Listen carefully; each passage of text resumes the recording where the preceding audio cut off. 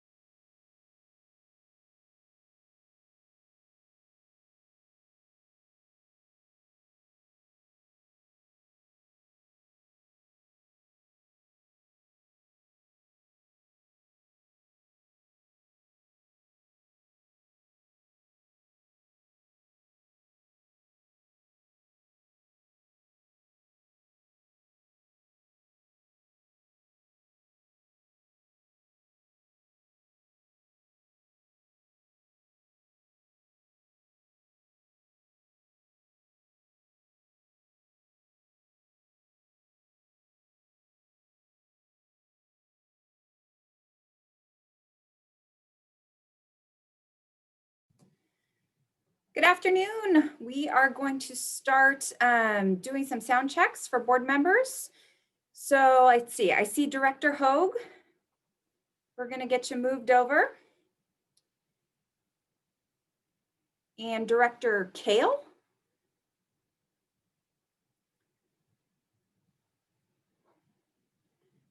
Director Hoag, can we check your sound? Hi, can you hear me? Yes. Can you And see me? I'm in my kitchen. I'm trying to eat real quick. no judgment here. Yes, good afternoon. Good afternoon.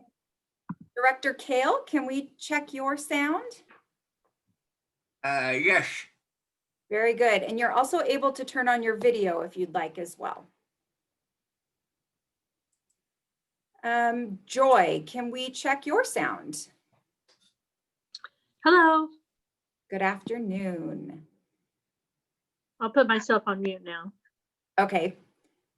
I see a Patrick. I'm going to assume that's Director Nagy, so we're going to get you unmuted here.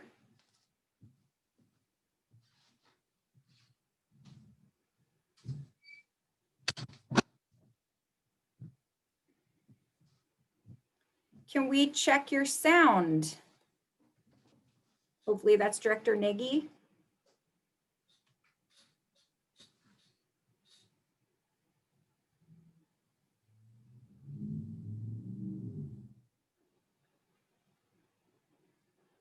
Hello?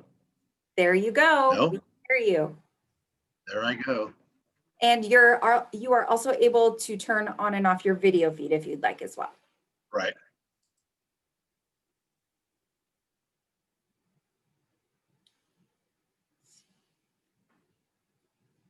There you go. We can see you. Stacy, do you want to check your audio really quick?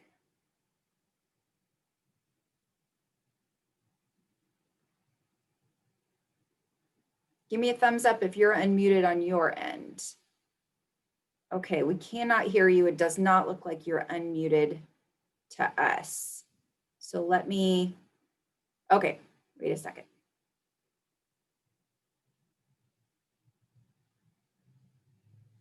Work. There it is. Can you hear me now? Yes. Hello? Are you gonna get any feedback? Oh, did you turn it on the computer? It prompted me to. So let me try this. Well, we don't hear any feedback.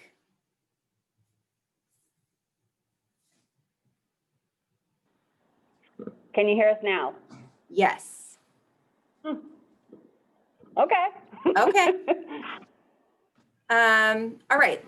We are going back over. Let's see, I don't see any other directors right now. I see a Jim. I don't think that's a director.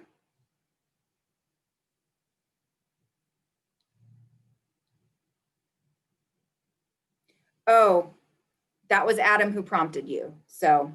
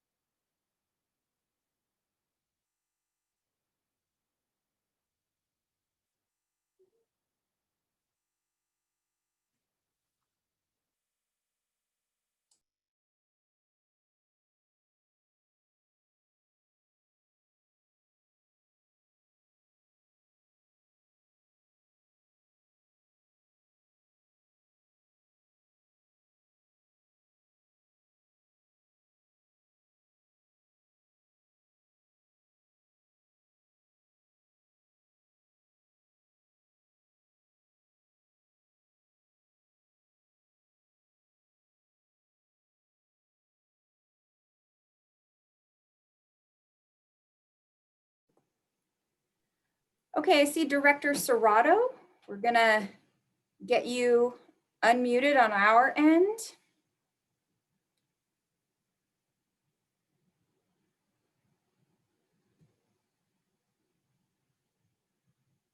And you should be unmuted now. Can we check your audio?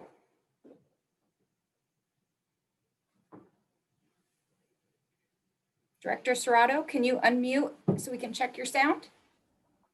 Can you hear me? Excellent. You should also be able to use your video now. Yeah, good. Good deal. And Nav, can we check your sound? Can you hear me, Mary Michael? Yes, thank you. And Director Aguilar?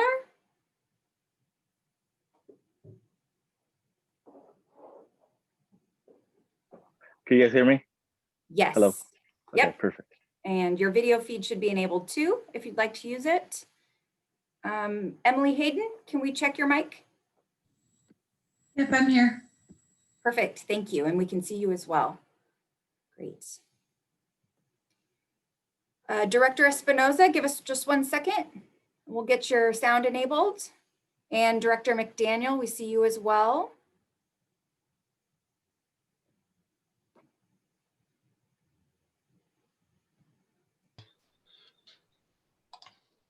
Very good. Good afternoon. Yes, we can hear you. Perfect. Very good. Thank you.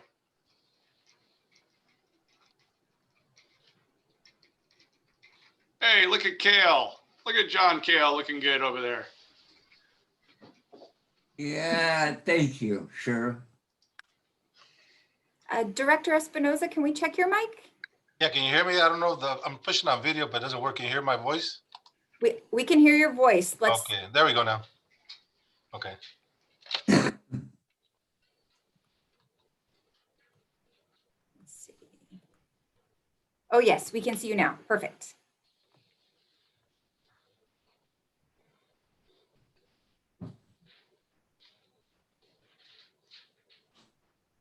Sorry, I have to cut my video because I'm doing my push-ups right now.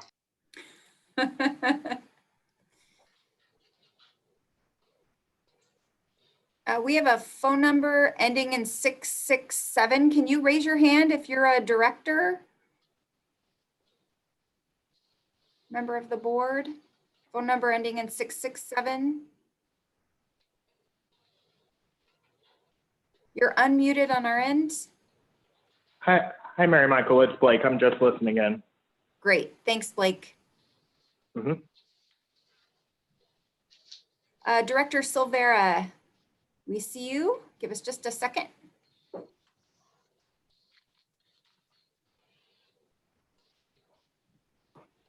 All right, can you hear me, Mary Michael? I'm sorry. Yes, and we can see you. Perfect. Okay. All right. Darren, I forgot my telescope, so I can't see those biceps. I need the Hubble telescope to see those things. Mr. Vice Chair, I know Director Pedrosa is going to be a couple minutes late. We haven't seen Director Faria yet, but we can keep an eye out for him. I defer to you when you want to start. There's Mayor Nagy. Well, let's get started. Hello, I'm Lloyd Pereira. I'll call the January meeting of the Merced County Association of Governments to order. Would you please call the roll?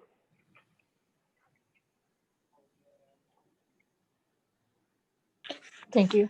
Director Aguilar, Here. Director Kale, Here. Director Espinoza,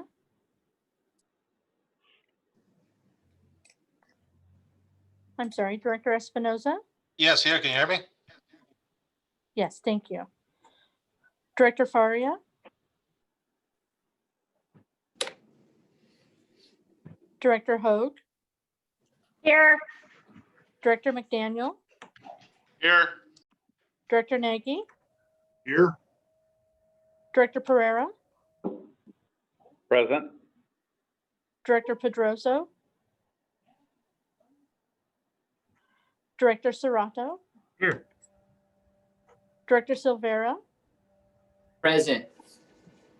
Thank you. We do have a quorum. Well, thank you for that. I was noticing that Director McDaniel had the most pre-meeting energy. So would you please lead us in the Pledge of Allegiance? I would. And it looks like you guys have the flag. So if you could please stand to attention, and the flag is in Director Pereira's screen. Ready? Begin. I pledge allegiance to the flag of the Ow. United States United- of the United States of America, to the republic which stands one nation, under God, Indivisible, with liberty and justice for all. Well, that kind of reminded me of kindergarten, for those of you that were listening. Thank you, Director McDaniel. Thank you, Chair. At this time, I would entertain a motion to approve the agenda. There's a motion to approve. Okay, is there a second? I'll Silvera, second it. second. Okay, so that was Espinoza moved and Silvera seconded. Are there any corrections? I'm sorry. Are there any objections to the approval of the agenda? Agenda stands approved. At this time, it is time for public comment. Public comment is available in advance of or during the meeting. See instructions for public comments on page 2 of the agenda packet. Mr. Chair, we do Are have a there hand any raised public- from a member of the public. Okay, Received- so we'll call on Renee Gutierrez. All right, good afternoon, Go ahead, Chair and Renee. members. Are you able to hear me okay? Yes. Okay, good afternoon. Renee Gutierrez from City of Merced. I quickly want to provide an update. So the County of Merced has partnered with all the cities in the county and the Merced County Hispanic Chamber of Commerce. And my update today is just to let you know the number of restaurants that participated in the Takeout Tuesday campaign that's going on currently. And want to highly encourage you guys to promote this as well, through your social media platforms. And the update is restaurants that have already registered is 1 from Winton, 2 from Atwater, 3 from Los Baños, 1 from Santanella, and 10 from Merced. So again, this is another strategy to promote small businesses, especially our restaurant businesses in the county. And that's the number of restaurants that have actually registered at the moment through this campaign. So just thought it'd be good for you guys to be aware, since there's not that many platforms where you have staff from all the cities in the county. That's my public comment. Thank you. Thank you for that report. Don't forget to lower your hand, Renee. Do we have any other public comment? I Dave, do we're not not- see any other hands, and just of note, Director Pedroso has joined the meeting. All right, welcome. All right, so we will close public comment. At this time, we'll move to item 4, Citizens Advisory Committee Report. Also Renee. Are you guys able to hear me, Chair? Yes. All right, good afternoon once again. So Renee Gutierrez, City of Merced. So I'm a new member to MCAG by Citizens Advisory Committee. I want to provide an update from our last meeting held on Friday, January 8th, 2021. We had quorum. Action items were approved as follows. The election of vice chair for the remainder of the fiscal year 2021, which is Shane Smith. The minutes of the November 6th meeting were approved, as well as unmet transit needs finding fact for fiscal year 2021-2022. Also, the work program priorities for 2020-2022, with the addition of language supporting electrification of transportation methods, and also approval of contract authorization for a hosted VoIP phone service provider, and also the item for contract for internet service provider, and approval of the last item, the Transit Joint Powers Authority for Merced County Surplus Property Policy. So these were all recommended for your approval today from the CAC committee. And there's no further comments on the informational items. That's my update from your Citizens Advisory Committee. Thank you. You're welcome, and thank you for giving us that report. Board, any questions? Okay, if not, we'll move to item 5. I'm going to take a liberty right here as your interim chair. I'd like to welcome the new directors to the board. We have Council Member John Kale from Atwater. We have Mayor Tom Faria, the Mayor of City of Los Banos.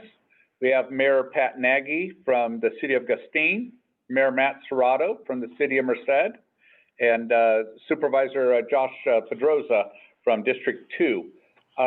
Would any of you like to say a welcome? Yeah, I want to say just real quick, thank you very much for the welcome and welcoming in. I look forward to getting to work.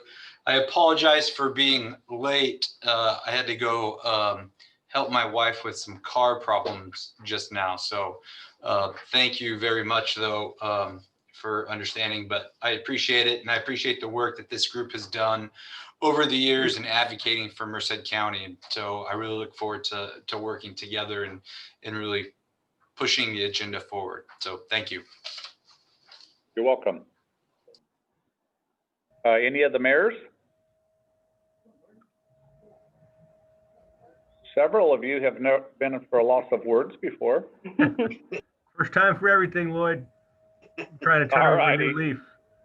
No, again, Okay. similar to Josh, I don't have a pretend excuse why I couldn't be on time, but I think, no, I'm just excited to be here working with you guys. You know, been working with you guys for most of you for a while, and just happy to be involved and help move this entity forward.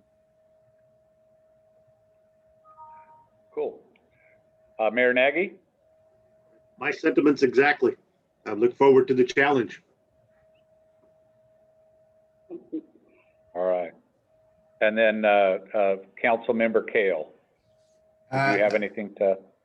I have to go along with everybody else.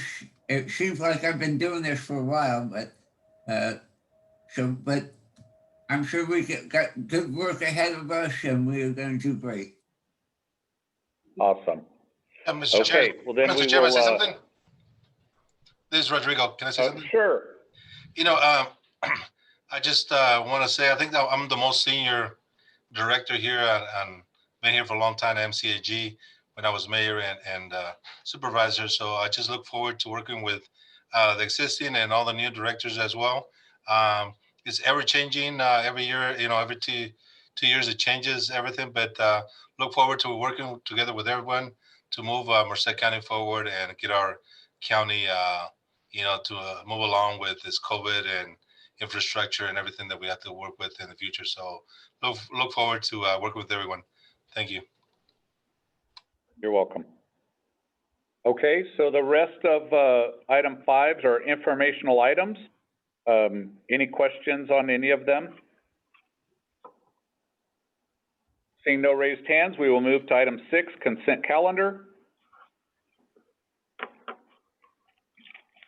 Daniel move. Okay. Aguilar Is there a second?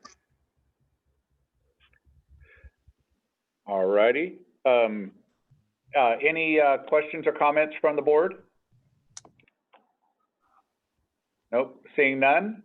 Do we have a roll call vote? Yes, thank you. I'm sorry, Director- could you call the roll? Thank you. Yes, thank you. Director Aguilar, Yes. Director Kale, Yes. Director Espinoza, Yes. Director Faria, Yes. Director Hoag, Yes. Director McDaniel, Aye. Director Nagy, Aye. Director Pereira, Aye. Director Pedroza, Aye. Director Serrato, Yes. Director Silvera. Aye. Thank you. Motion carries unanimously. Okay. Next, we have item 7, which are action items. Item A is the election of chair for remainder of the fiscal year 2021. I'll turn it over to our director, Stacy Guzman. Thank you, Mr. Chair. And welcome to, our lights just fluttered for a second. I hope we don't lose power. Thank you again, Mr. Chair, and it's a pleasure to see all of our new board members and our I don't want to say our old timers, our longstanding, our existing board members. I'm excited to start the year and get to work with all of you because we've got a busy year ahead. So just not to now let those comments shade what I'm going to say, because now we need to elect a new chairperson. We will have a busy year ahead of us for this new chairperson. So just as a little bit of background, we had our current chair resign from his position in December of 2020. So we are required to elect a new chairperson to serve for the remainder of the fiscal year, which will be the end of June 2021. So in your packet, I've attached some of the relevant governing policies to help with this process, but it's important to note that neither the chair rotation schedule that the board has approved back in 2017 or the bylaws or the JPA actually speak to midterm appointments of chairs. So in the staff report starting on page 57, I outline what we have done in the past with this situation. We have some precedents established. And with that, using that as the guidance, it would be the staff recommendation for the board to consider looking at the next city on the rotation schedule to assume the role of chair if the board were to nominate that representative. In this case, that would be the city of Dos Palos with Director April Hogue to be the candidate for chair, of course, at the board's discretion, to serve starting tomorrow through the end of the fiscal year. Mr. Chair, I would nominate April Hogue from Dos Palos to serve out the remainder of the 6 months of the term. Second. Okay, thank you. Who was, Josh was, Director Pedroza was the second? All right. And then just in case you're wondering, normally the chair would take over the meeting immediately. However, because we are on a Zoom meeting, we felt it would be easier for the transition to happen. And so that's why the term would start tomorrow. Okay. Director Hogue, would you like to say anything at this time before the vote? Just that I feel very honored that you selected me. So, no, I look forward to, I was all ready for this meeting. So I look forward to the rest of the year, and I hope that we're able to accomplish a lot. So. Thank you.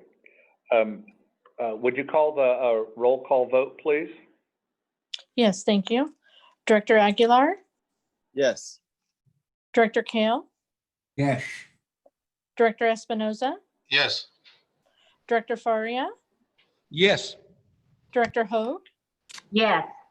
Director McDaniel, Aye. Director Nagy, Aye. Director Pereira, Yes. Director Pedrozo, Aye. Director Serrato. Yes. I'm sorry. Thank Aye. you. Director Silvera. Aye. Thank you. Motion carries unanimously. Well, at this time, I'd like to congratulate April. Congratulations. Thanks. All right. Looking forward to it. Okay. All right. We will move to item 2 or item B, adopt resolution number 2021-01-2101 and approve the unmet transit needs finding of fact for fiscal year 2021-2022. And I will turn it over to Natalia Austin. All right, thank you, Mr. Chair and members of the board.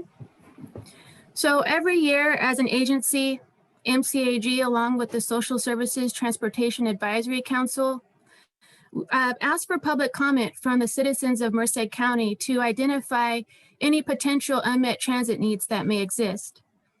Typically, the way we would receive those comments is by holding many public hearings throughout various locations throughout the county. But of course, due to COVID and Governor Newsom's order, we held our public hearing virtually this year through Zoom. We also received many comments through our tried and true methods, such as email, phone, social media, and a bilingual online survey. 14 comments were reviewed by the MCAG staff and the SSTAC, and a majority of those comments were in response to the reduced transit service schedule as a result of the pandemic. So during the time period of August 17th through November 1st, transportation access was limited for essential life activities, such as getting to work, getting to school, or medical appointments for the transit-dependent population. So this created an unmet transit need, but due to circumstances that were beyond TJPA's control, it was not reasonable to meet. So after analyzing all of the comments against the board adopted definitions of unmet transit need and reasonable to meet, the SSTAC recommends that the MCAG governing board adopt a finding of fact that there are no unmet transit needs that are reasonable to meet for fiscal year 2021 through 2022. I have also attached the unmet transit needs analysis and recommendations report, and that includes a summary of the SSTAC's findings and also the methods that we use for the outreach process during this time. So if there are any questions, I would be happy to try to answer them for you at this time. Thank you for that succinct report. Do we have any questions from board members? I see no raised hands. Public? So we'll go to the public. Are there any public comments?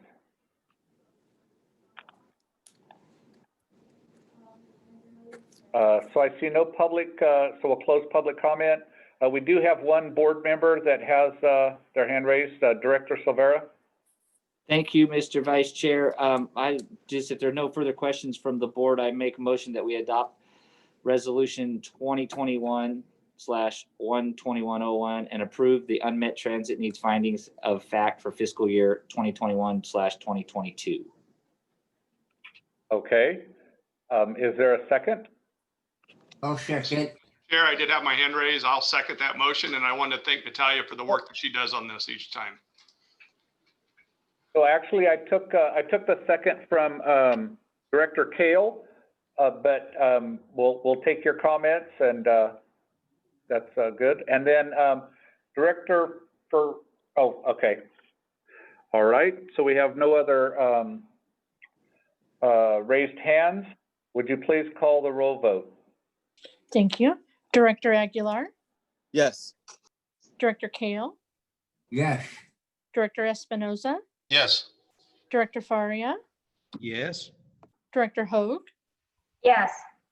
Director McDaniel, Aye. Director Nagy, Aye. Director Pereira, Aye. Director Pedroso, Aye. Director Serrato, Yes. Director Silvera. Aye. Thank you. Motion carries unanimously. Okay, and then just as an FYI, as long as people are willing to raise their hand, we will take motions in seconds by raised hands from now on. And we'll call it the McDaniel rule. All right, so we'll move to item C, approve the fiscal year 2021-2022 overall work program priorities. And we'll turn it over to staff, Matt Fell. Thank you, Mr. Chair and members of the board. I'm going to share my screen just to put the staff report up there on the screen. It is, where is it? There it is. Okay, so every year MCAG prepares an overall work program, which is basically our budget for the transportation planning work. And these proposed priorities in this memo are meant to inform the development of that budget and to support work throughout the year with member agencies and partners. So for example, there can be letters, requests for letters of support. And if you identify these things as a priority, then we can provide those letters. And then also this helps inform our budget development, which is in progress right now. So the priorities which are identified in this staff report are being carried forward. So we started this a few years ago, I think, and these are the same ones that are being used this current year with one addition. So the Citizens Advisory Committee did recommend adding number 9, and I'll talk about that very briefly. But the 8 that have been used for a couple of years now are to try and leverage outside funding, state and federal investments, supporting Measure B and Measure B projects. 2 in particular, so the Pioneer Road Widening Project in Los Banos and Atwater Merced Expressway Phase 1B. Then passenger rail is number 5, and goods movement number 6, and Highway 99 number 7, and the San Joaquin Valley Blueprint Smart Growth Principles number 8. And so I really appreciated the Citizens Advisory Committee recommending number 9. Several of the members of that committee are very aware of what's going on at the state and the state's priorities in terms of climate change and air quality and those sorts of things, and the push for electrification. So they suggested adding a priority for that. So there are a number of state actions and policies that are leaning towards this. So we have added that for your consideration, and the CAC and TRB concur with the requested action, which is to approve these planning priorities for the next fiscal year. And if you have any questions, I'd be happy to take those. Okay, we have one raised hand. However, our screen just went black. So if there's only one raised hand, so go ahead and make your comment. That's Director Faria from Los Banos. Okay. I want a note on item 9 there. Los Banos will be working with Peninsula Clean Energy, so we'll be getting solar and wind energy going to that power source next year with Peninsula Clean Energy. And there are a number of various grants and incentives, and also some discount rates go to our customers. I would like to offer to let everyone know that we're kind of spearheading that, and on this electrification of things, and we'll be glad to keep the board informed as to how it goes, and see if we can glean any extra money for not only Los Banos, but Merced County as well from these programs.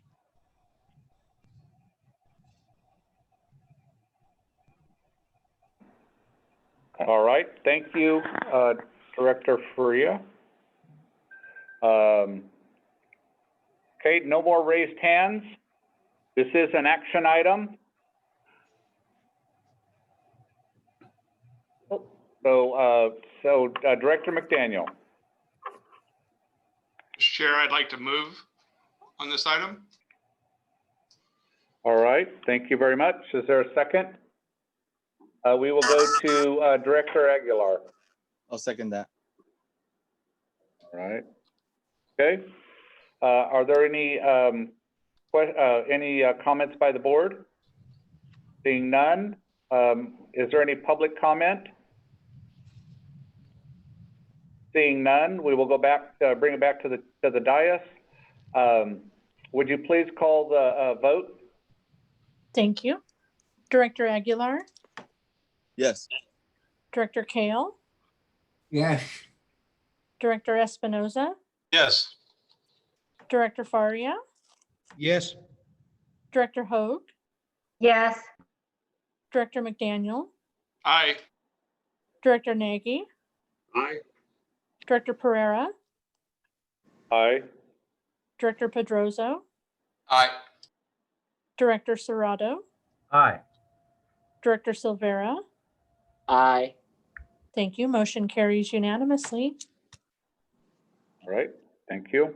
We'll move to item D, a contract authorization for a hosted voice over phone service provider, Nav Bagri. Thank you, Vice Chair Pereira. Good afternoon, everybody. So our current voice provider contract expires in March.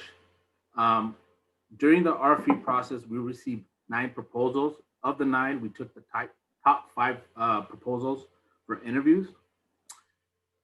During the interview process, we had a evaluation criteria. This is a criteria based on 100 points. We based it on qualifications, experience, technical capacity, understanding, approach, system troubleshooting, system compatibility, and cost. Following the evaluation and interview process, staff recommended selecting Mid-Valley IT was selected for the proposed contract services. Overall, Mid-Valley was ranked number 2 in the evaluation process.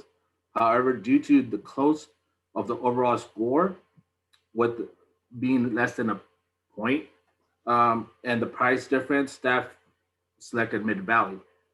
Staff is recommending the governing board approve a 1-year contract with 2 1-year extension options in amount not to exceed $55,000 as following: $50,000 for the contract with Mid-Valley and $5,000 or a 10% for any contract change orders that is allowed within the purchasing policy.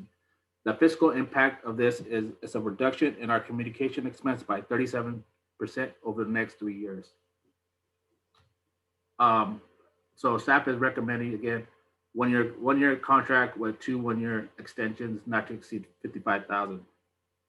This concludes the presentation. Does anybody have any questions?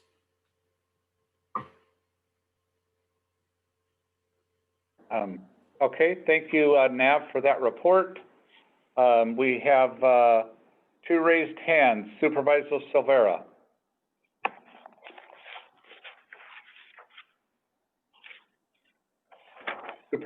Supervisor Silvera. Sorry, I didn't unmute myself. Thank you, Vice Chair. Now, when we look at the scores and then we look at the price difference, we've obviously, you guys have done your homework. If you could talk a little bit about are we comparing apples to apples here? When we look at the number 1 score, Yes. wasn't very much higher than the one we're actually selecting, but the price difference, when I see that big of a price difference, it always causes me to kind of just take a second look at that. Would you like to explain a little bit about that? Correct. We did compare apples to apples. The only difference is 8x8 is a nationally global company, and they're a little bit more expensive because they have higher overhead. And Mid-Valley is basically a Central Valley company. I think it's based out of Merced. So their overhead is less than 8x8's. If you look at Synergy Solutions, the difference is only 14,000, and they're actually based out of the East Coast. So they're almost similar in size, but they offer almost the same technology, but their configuration is a little bit different than what we have right now. So that's why it was a little bit higher. Perfect. Okay, thank you for that. Director McDaniel. Thank you, Mr. Chair. I just want to say how it was nice seeing how the scoring went on this and to actually see a local company. We like to try to keep it local, and I appreciate the local company being able to score as high as they can and be able to award them the contract. And with that, I'd like to make the motion to approve this. Okay, we have a motion. Is there a second? Director Nagy. Yes, I'd like to second the motion.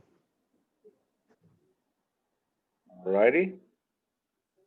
Okay, any other board comments? Seeing none. Public comment, seeing none. We'll bring it back to the dais. Would you please call for the vote? Director Aguilar, Yes. Director Kale, Yes. Director Espinoza, Yes. Director Faria, Yes. Director Hogue, Yes. Director McDaniel, Aye. Director Nagy, Aye. Director Pereira, Aye. Director Pedroso, Aye. Director Serrato, Yes. Director Silvera. Aye. Thank you. Motion carries unanimously. Thank you.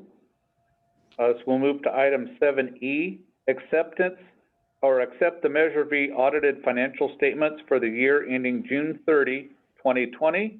Again, this is Nav Bagri. Thank you. You're welcome. I'll walk through the financial audits with you guys. So this statement is basically the revenue expenditures of Measure B. The revenues are tied to what gets dispersed by MCAG. So when the auditors looked at all the jurisdictions' revenue, they made sure that it ties out what MCAG has dispersed throughout the fiscal year, which it was concluded that there was no discrepancy. And the expenditures, they looked at the expenditures and they made sure that it was in compliance with our transportation expenditure program, make sure that, they're not spending on anything that's not Measure B related. So this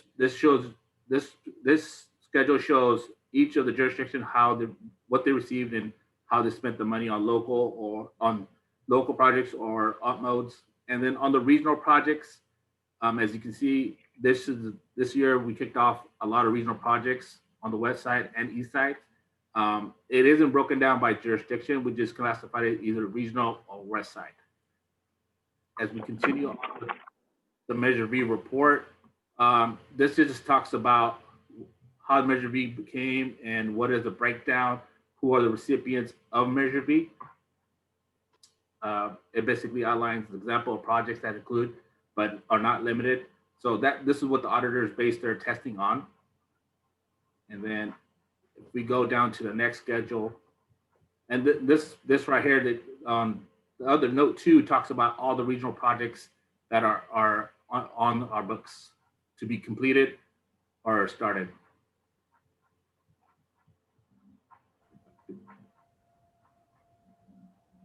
So here's some supplemental information. This schedule is basically, they look at the revenue and expenditures and see how much of the expenditures compared to what they received. As MCAG, we can't dictate how the jurisdictions spend their local money. So as you can see, some jurisdictions do spend their local money and some are saving it for a bigger project down the road.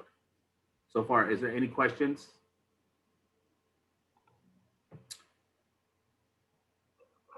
No. McDaniels. No question. Oh, wait, actually, Director McDaniel, did you have a question? I do, Mr. Chair. I was going through the schedule on some of this, and I see where maybe some entities have spent over 100% of their money. Correct. How does that allocation work? Are we pulling out of the buckets to fulfill other spending, or how's that work? So the way it works, Director McDaniels, is they may have saved the money from the previous years, and now they're spending it in this fiscal year that's tested. So they might have not spent it in 18-19, now they're spending it in 19-20. So it all depends on.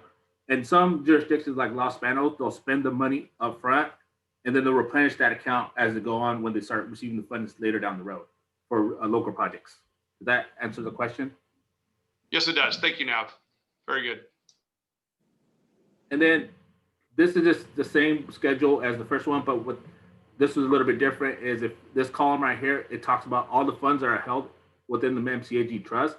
So these are just like the admin fund and East and West Side regional project funds that are held on the MCAG books.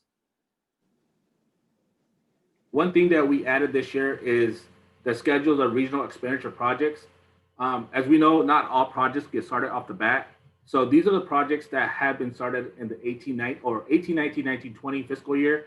As you can see, like the Winton Way reconstruction project, even though it is completed in the 2021 fiscal year, as of the year they tested as of June 30th, they've only received $88,000 of the $2.6 million.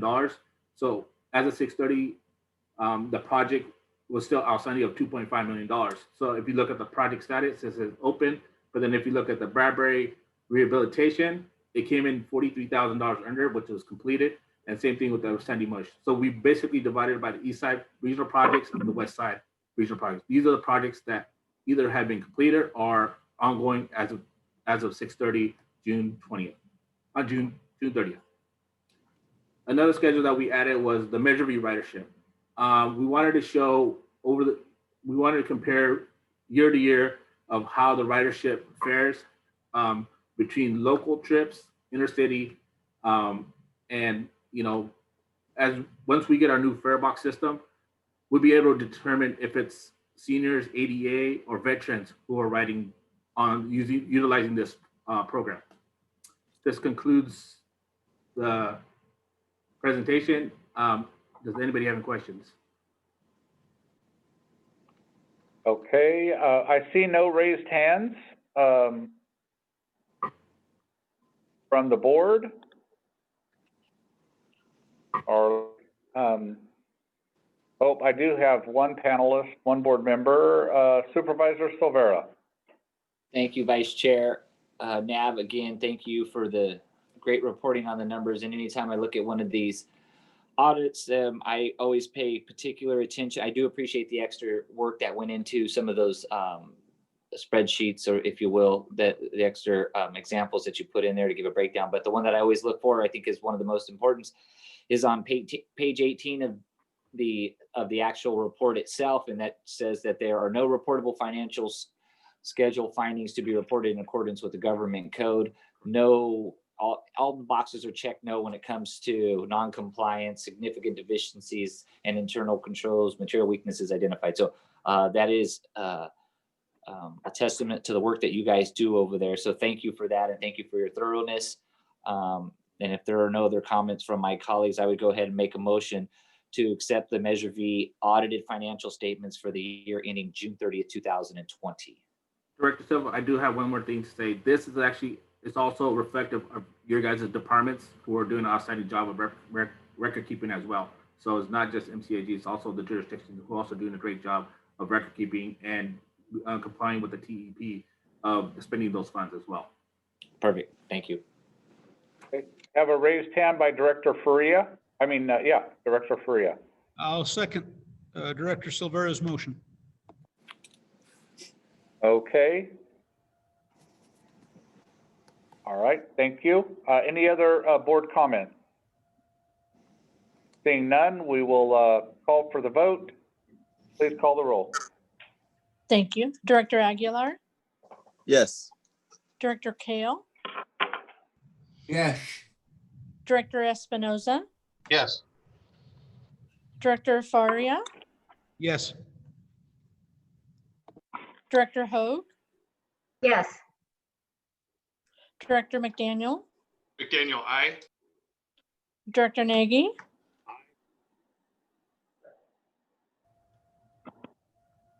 Director Pereira, Aye. Director Pedroso, Aye. Director Serrato, Yes. Director Silvera. Aye. Thank you. Motion carries unanimously. All right, thank you.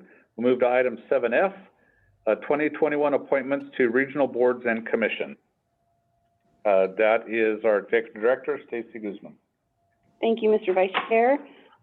Mary Michael, if you could share the one slide I have to help organize the chaos that this item is every year. This item is something that we started bringing to the board annually, probably 5 or 6 years ago.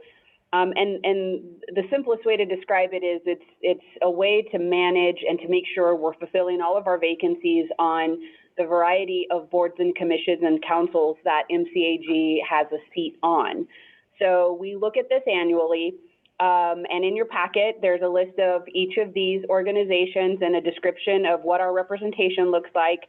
None of them have specific terms, so that's why we do this annually, because our purpose is twofold. One, to confirm that the directors who are already serving in these incumbent roles are interested in continuing to serve. And then two, filling any vacancies that might have come to be over the course of the year. Because there aren't any terms associated with these appointments, it would take a board member, a director who is already appointed, to either resign their post on one of these organizations or to leave office. So we like to keep that fresh by making sure we're looking at the list every year.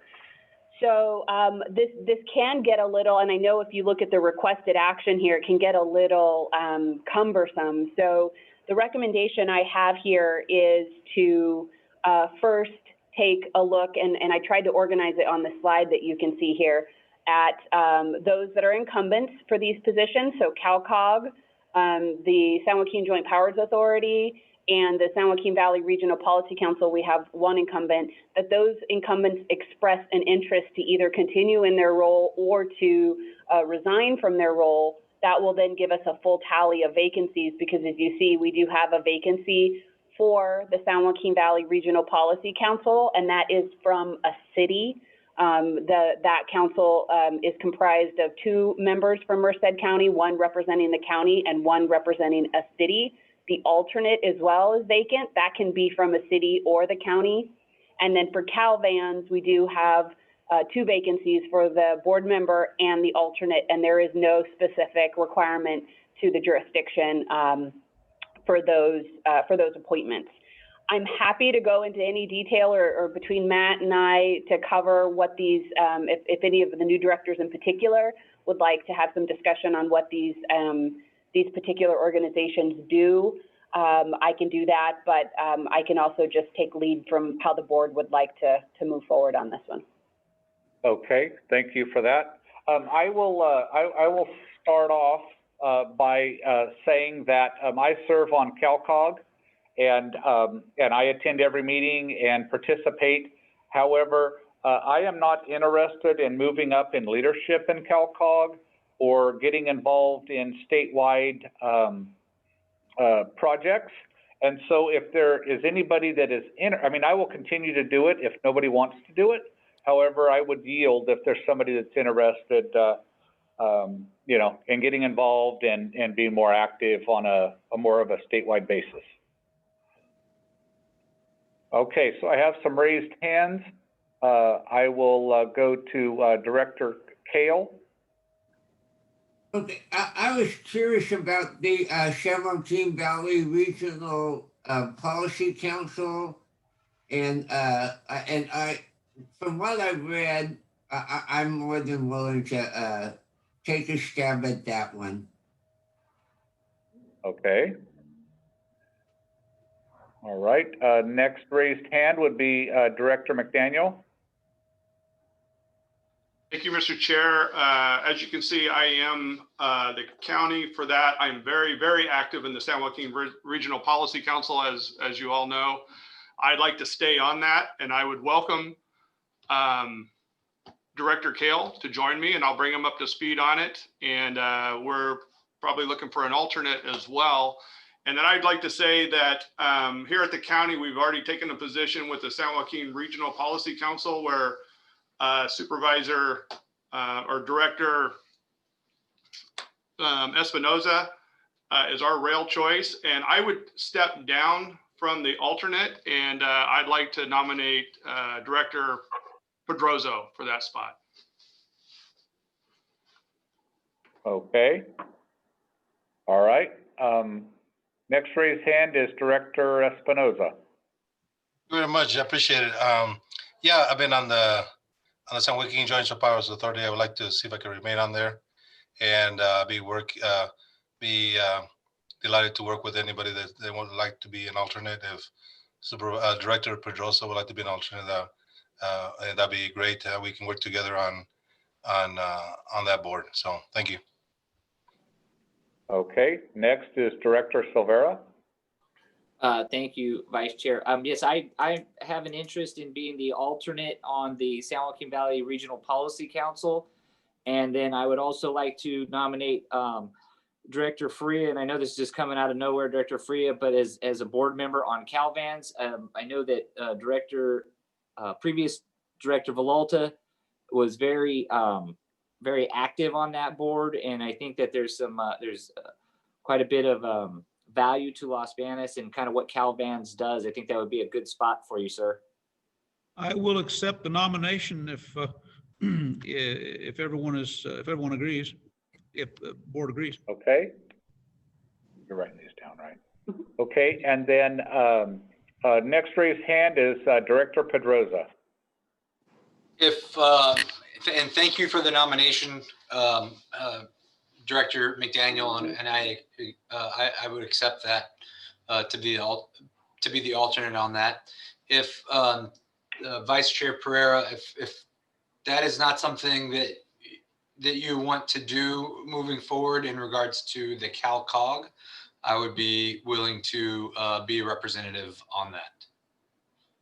Okay. Well, all right, we'll write that down. And then Director Hoag, I know in our conversation before, I believe you said you were not interested in being the board member. Is that still the case? Yeah, I have a lot going on, so I'm on enough boards. I got a lot going on. Well, when somebody's willing to be the alternate, I just feel it's, you know, all right, God bless you. All right, but you would be willing to stay on as the alternate, or do you want to drop off there as well? No, Okay, that's fine. perfect. Okay. All right, thank you. So what, so we have Calvan's alternate. Calvan's alternate. You know, right now, it seems like, you know, it makes a lot of sense to have somebody from Los Banos, because we're working on getting some commuting going over the hill, and so that's awesome. Oh, I see a raised hand, Director Silvera. Again, staying with just kind of, you know, on the west side over there, it's really a lot of where the commuter options are. There's a lot more of them, let's say, than there is necessarily on the east side. I would recommend that as an alternate. Maybe it would be a good place for Director Nagy to fit in. Okay, I didn't hear an objection, so we'll write that down. No objection. Okay, any Thank you, other Supervisor. interest? Any other interest in any of the positions? You can nominate yourself. That's all legal here. Okay, seeing none, we have someone for each slot. So I will ask Stacy if you would read off the position and the name. Okay, and I will start with CalCog. So I did hear from Director Pedroso that he would be interested in serving on the CalCog board. Director Hoag is confirming her interest to continue as alternate on CalCog. For the San Joaquin Joint Powers Authority, we would have board member be Director Espinoza, with Director Pedroso serving as the alternate. For the San Joaquin Valley Regional Policy Council, Director McDaniel would continue as the county rep, with Director Kale serving as the city rep, and Director Silvera serving as the alternate. And for Calvans, the board member would be Director Faria, and the alternate would be Director Nagy. Okay, thank you for that. I see a raised hand, Director Silvera. Thank you, Vice Chair. If there are no further questions, comments, or anything, I will go ahead and make the motion to state what Stacy just said as all of those names into those positions. All right, thank you. Director McDaniel. Second, Director Silvera's motion. Okay. And no more raised hands, so thank you. Any other board comment? Okay, see no public comment, we will call for the roll vote. Thank you. Director Aguilar, Yes. Director Kale, Yes. Director Espinoza, Yes. Director Faria, Yes. Director Hoag, Yes. Director McDaniel, Aye. Director Nagy, Aye.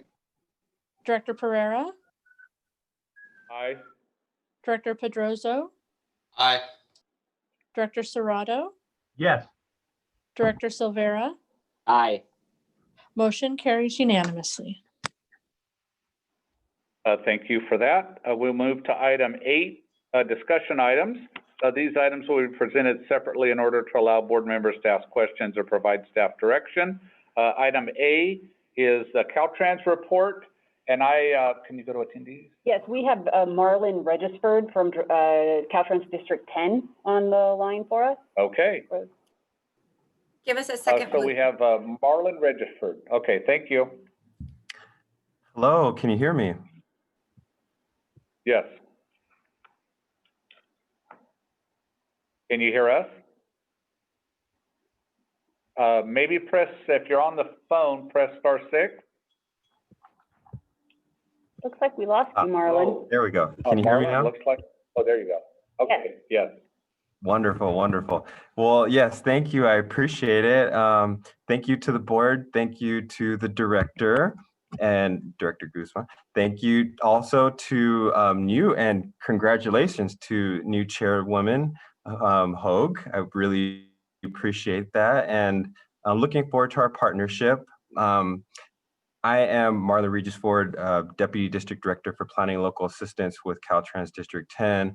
And at first, I just want to apologize on behalf of our director, Dennis Agar. He really wanted to be here today, but he had a conflict and he couldn't make it. So I'm sure he'll be here for next meeting, but I just wanted to share his regards because he really wanted to be here today. So I don't want to take up too much time because I know there's a full agenda today. But I would like to mention a couple things. And I'll start off first with just mentioning the Route 99 corridor.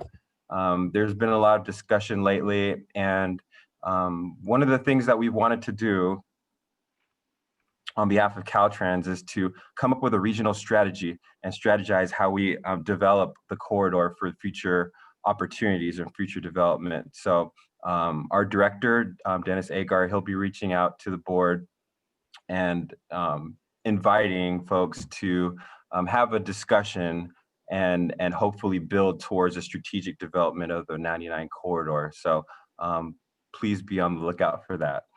So that's one thing I wanted to mention, but also there's several things as well, project related and plans related. I should start off by mentioning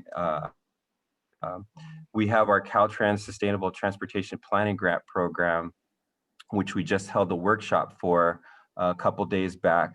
And this is a call for projects and call for applications that we do every year. There's hundreds of millions of dollars available statewide for this transportation planning grant program. So we invite folks to our local partners to submit any applications, any proposals to us. And the deadline for that is Friday, the 12th of February, so only a couple weeks from now. But we'd love to hear any thoughts that you may have, and if you have any proposals that you're willing to discuss with us, pre-application wise, we're more than happy to discuss with you and give you some feedback and whatnot. So that's one thing. A couple other plans that are going on that you may have known a little bit about. One being the California Transportation Plan 2050, CTP 2050. That is currently in development right now with our Caltrans headquarters, and that is scheduled to be completed at the end of this calendar year, 2021. So it's making progress, and if you have any thoughts and concerns on that, I believe there was a workshop in the winter of 2020, but there'll be a little bit more time for feedback as well on that. And you know, as information comes out, we'll be available to pass that along as well. I should also mention the Interregional Transportation Specific Plan, or Strategic Plan, I should say, ITSP, which is more related to long-range travel and also freight connectivity as well.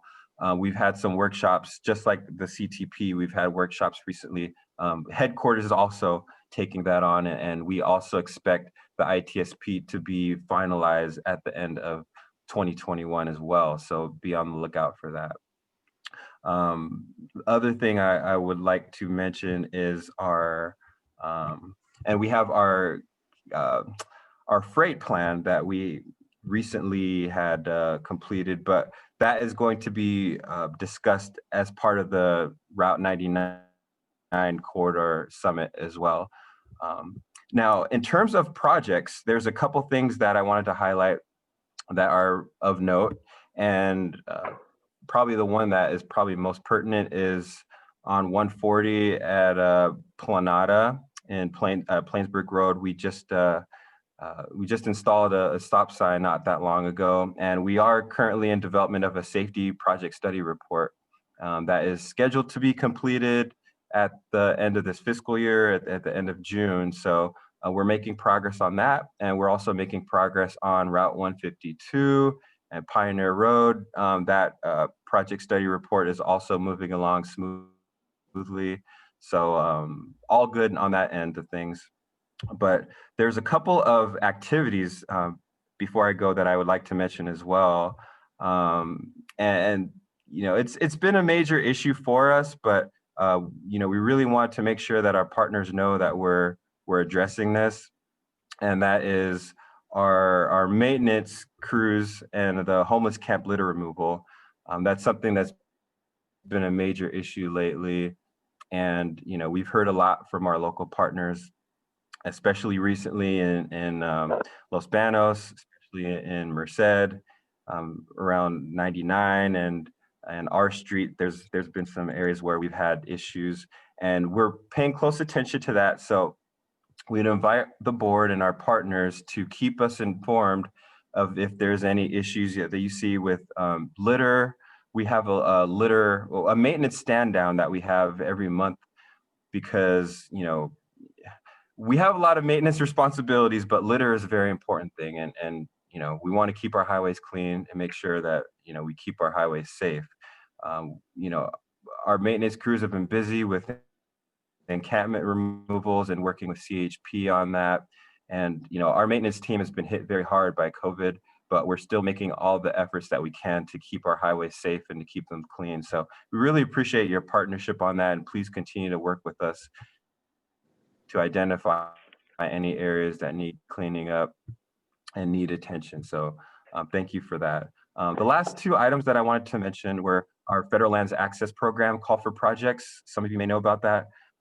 That is based on opportunities for improving state facilities that are adjacent to or accessing federal lands. And we have federal lands very close by. So the opportunity is until May 27th to provide a proposal. Feel free to reach out to us regarding that if you have any questions. And also we have our state parks, California state parks. There are application workshops for our regional and rural park grants. And that has a longer timeline, but there's $46 million available for that program. And it's actually not even open yet, but I wanted to give advance notice. The call for proposals starts on February 4th and it ends on November 5th. So you've got about 8 months time to really think about that one. Those are the major highlights that I wanted to mention today. I will give the time back to the board, and if you have any questions or concerns, I'd love to hear it. Thank you.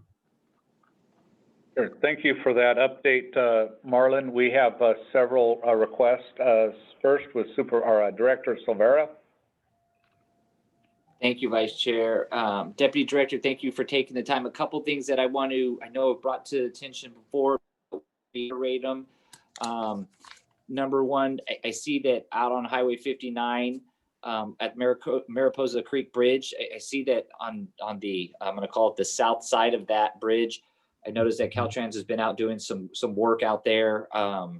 Looks like with graders and doing some stuff. So maybe if I can get an update as to where we're at in the timeline on bridge replacement at the Mariposa Creek Bridge there on Highway 59. That's one question. The next one is another area of concern that I brought up to Director McElhaney when he was here. I want to reiterate is it's southbound Highway 33 in the Centinela area. At Centinela Boulevard, if you're on the southbound lane, there's a lot of folks that come from the mobile home park there that bring their kids to the Romero Elementary School that are coming. There is no right-hand turn lane to get off of Highway 33, and where that's located, you know, the last stop is right there actually at Interstate 5. You get trucks and they start to pick up speed through there, and I'm just concerned that at some point one day somebody's going to be making a right-hand turn but still be out on the highway and get taken out by a semi. So I want to bring that again to your guys' attention. This is something, it's not a huge project. I know that we're government and we'll make it a huge project, but I mean, it's literally, we just need to throw some asphalt and make a right-hand turn lane and we can fix it. I could probably get it fixed in 2 days. I know it's going to probably take you guys months, but that's okay. We get that, but I just want to make you aware of the issue. And that's coming directly from my constituents that live out there. And this isn't the first time that it's been brought up. And so if I could get a report back on when and if that's in the planning process. And thank you for being here. Thank you, Director. I appreciate those comments. And as far as 59, I haven't heard any delay on our bridge project there. But I will check back just to make sure, because I think and to be fair, I know a lot of our bridge projects, they have high priority. Bridges are high priority, but I haven't heard anything about 59 bridge being delayed on. So I will make sure to check on that. As far as Route 33 at Sentinel Boulevard, I want to check in with our traffic ops folks. That does sound like a serious safety issue, and having a safe path to travel to and from the elementary school as well is very important. So, if it's just a matter of a right-hand turn lane, that seems great, but we do need to study it appropriately. So we'll get our operations safety team to take a look at that. Hopefully it won't take too long to address the situation, but I will commit to getting our thoughts internally and getting a report back to you on that situation. So thank you for bringing that to our attention.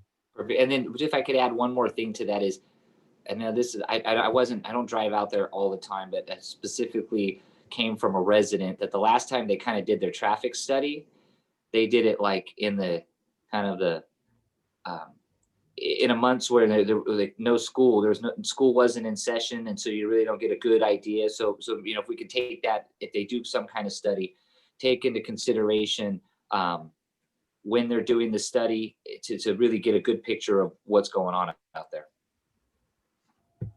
I agree with you. Yeah, that makes a lot of sense. We really want to have analysis when there's the highest amount of volumes out there. That way we know what type of situation could be taking place in terms of safety. So that's a great comment. We'll make sure we do that. Thanks. Okay, next we have Director Espinoza.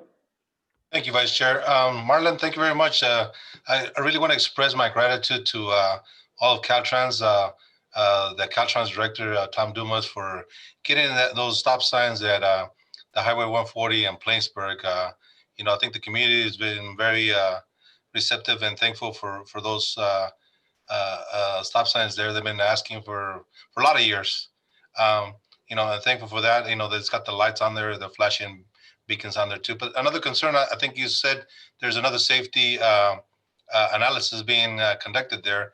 The other safety concern is Sutter and Highway 140, which is down the street where the pharmacy crosses. People cross from the pharmacy over there to the restaurant, the gas station across the street. So I think we need some safety beacons there with the crossing lanes there, the crossing guard, because that's a major, crossing there for people to walk back and forth. That seems to be, everybody goes stops there from coming down from Mariposa on the way to Merced. So, and the traffic is very fast there. So, if you can analyze that as well too, we would greatly appreciate it. And thankful for Director Silvera for bringing up Highway 59 and Mariposa Creek, which we haven't had that much rain this year, but I think we're hopefully we'll get some rain. But every time we get some more rain, it always ends up flooding over the bridge, and that's always a safety concern because they have to be shut down for sometimes a week or two. So whenever we can get a new bridge there, that would be greatly appreciated. Thank you very much. Hey, Yes, thank you. Director Serrato. I'm sorry. Go ahead, Marlon. Oh no, I just want to say thank you, Director Espinoza. And I'm taking note on 142 at Sutter because and I just want to mention Tom is on the line, so he heard your thank you. I'm sure he appreciates that. But we'll definitely take a look at Sutter as well because there are other issues that we need to address in that area. So we'll make very close note of that and work with our ops team on that. So appreciate that. The community is thankful. Thank you. All right. Okay, Director Serrato. Thank you, Lloyd. Thanks, Marlon. Nice to meet you. I'm Matt Serrato, the new mayor from Merced. Pleasure. Thanks for your work.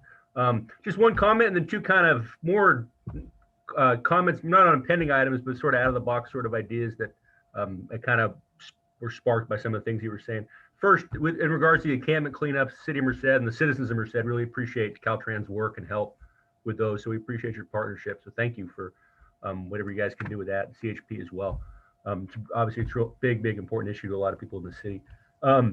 You mentioned something. This is kind of out of box idea we had. We've been kind of kicking around at some point. Nowhere near any, even in the planning phase. But with the federal lands and Yosemite travel and those sort of things, a potential park and ride lot at some point in Merced to alleviate Yosemite congestion. All the massive, famous car traffic in Yosemite. It just is a way for people to come to Merced, park here, use YARTs, use other public transportation, and get to Yosemite that way.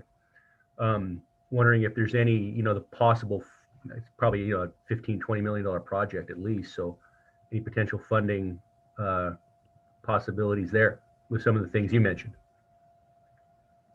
Yeah, thank you, Mayor, and looking forward to working with you as well. And I think that's a great idea for us to at least consider. Park and rides are a great thing, and we're really trying to promote that in terms of Caltrans all up and down the state. And you make some great points about having that ability to connect with YARTs and people going up and down towards Yosemite and back and forth. It really makes sense for us to consider that type of thing. Location-wise, I think that's something that we can bounce ideas off of. But I like your idea. I'm a big proponent of park and ride, and it really helps to take demand off our system, and it really help to promote multimodal accessibility and whatnot. So that fits right in line with our goals, and I'd like to explore that a little bit more. So you have my word. I'll definitely explore that in the Merced area for sure. Thank you. And it fits too with the state investments in high-speed rail and ACE, and them kind of joining in Merced. With high-speed rail and ACE, and pretend, we're going to begin station planning relatively soon as well. So another thought fits in there. And then another, absolutely, I agree. Okay, thank you. We appreciate the good part. And then another little thing, 13th Street between R and B in Merced, the one-way, which I think is, for the most part, a lot of people in Merced express a lot of frustration with that. My understanding is that Caltrans kind of governs that, and there's a lot of interest, I think, within the community to make that a two-way street instead of a one-way street. Would that be something that we can at least have a conversation on at some point? And if so, how would that be done? That's a bigger conversation, but I'm glad to hear it from you. We'll need to discuss that as well, because we'll probably need to have either a corridor study or a safety analysis, but depending on the major concern and if there's a specific deficiency that we can address. My thought at first thought is it might be a corridor study, but I'd like to entertain that a little bit more with our system planning team in coordination with our ops team. But thank you for bringing that to our attention as well. I think 13th Street, we'll need to take a closer look at that for sure. Yeah, that one is. There's a lot of people who express a lot of frustration about that portion of them. That's it. That's all I got. Nice to meet you. Thank you. Thank you, Mayor. Appreciate it. Okay, next, Director Faria. Thank you. I'm Mr. Ridgeford, Tom Faria. I've been on the council in Los Banos quite a few years. And I just want to touch bases with you on the timing of the signals on Pacheco Boulevard. If we had any word on the timing of the timing. Not that I have heard, but that, that's something that I know can be a touchy issue. And, timing is something, our operations, they typically feel passionate about. I will make close mention to talk about that in terms of, 152 and making sure that our signals are appropriately timed, whether they need to be resynced up or we need to work with the city on that. I think that's an important thing we need to address. So I will make note of that again as well, to talk with our operations folks on that and see if we can work with Los Banos and making sure that our timing is what it needs to be. So I appreciate that note. I know I've got a couple things here to hit, but I'll make note of these and we'll get an update to you on that. Thank you so much. Nice to meet you. Likewise. We have Director McDaniel next. Marlon, I just wanted to make it real quick. I want to follow up on Director Espinoza's request for that crosswalk. Just duly note that that is the best carnitas in the county. Ooh. Just across the road, and you can buy it by the pound. So I just want to make sure that that is a priority for all of us. We need easy access Okay. to the carnitas, so I appreciate that note. All right, I see no other raised hands. So thank you for that report and for taking our questions and our concerns. I appreciate that, Marlon. If I could. And I have, Thank you, board. I'm Much sorry, I appreciated for have, the time. you're Don't welcome. go too far, Marlon. Yeah. Stacy. Oh. I just wanted to mention, Hey, one, I Stacy. can validate Director McDaniel's comment about the best carnitas in town. But also, I just want to mention, I appreciate, this is really great feedback from the board. We do have an executive partnership meeting with the district director, Dennis Agar, on Monday afternoon. So I've also taken note of this. So I don't expect, obviously, us to have all the answers by then, but it's another opportunity that I can share this. So I just want to give you a heads up that I'll raise these issues with him on Monday as well. I appreciate that, Stacy, And and good I'm to see taking you. notes too. So, but it would be helpful for Dennis to hear it from you as well. So I'll make sure to follow up with him too. Thank you. Yeah, we just bombarded you with Okay. 15 different. That ends the No worries. Merced County Association of Governments meeting. We'll move to the Transit Joint Powers Authority for Merced County. Item 9, we have no information items. We'll move to item 10, and that is the consent calendar. All consent calendar items listed below may be acted upon with one vote unless specifically removed for separate consideration by a member of the board, a member of staff, or a member of the public. Are there any, does anybody wish to remove any item? Director McDaniel. If it's the proper time, I would like a motion to approve the consent calendar. And also, I just wanted to note that you did skip item B Oh, on discussion I am items, so but that's sorry. okay. But at the same time, my motion is still on the floor. Well, let's put that motion on hold and go back to item 8B, and then we'll come back down again. Matt Fell. Okay, thank you, Mr. Vice Chair, members of the board. I have just a few updates. One is that we did release the draft Federal Transportation Improvement Program. This is a list of all the federally funded transportation projects in Merced County. It's one of MCAG's major responsibilities to keep that updated. So that will come back before the committees for consideration next month. Measure V revenue continues to be above the original projection, so that's really good news. For 3 years now, it's been about 19 million a year, plus or minus. In the packet, there's a 2-page document that our financial information providers gave it to us, HDL, which kind of summarizes some of what's going on statewide and then in Merced in particular.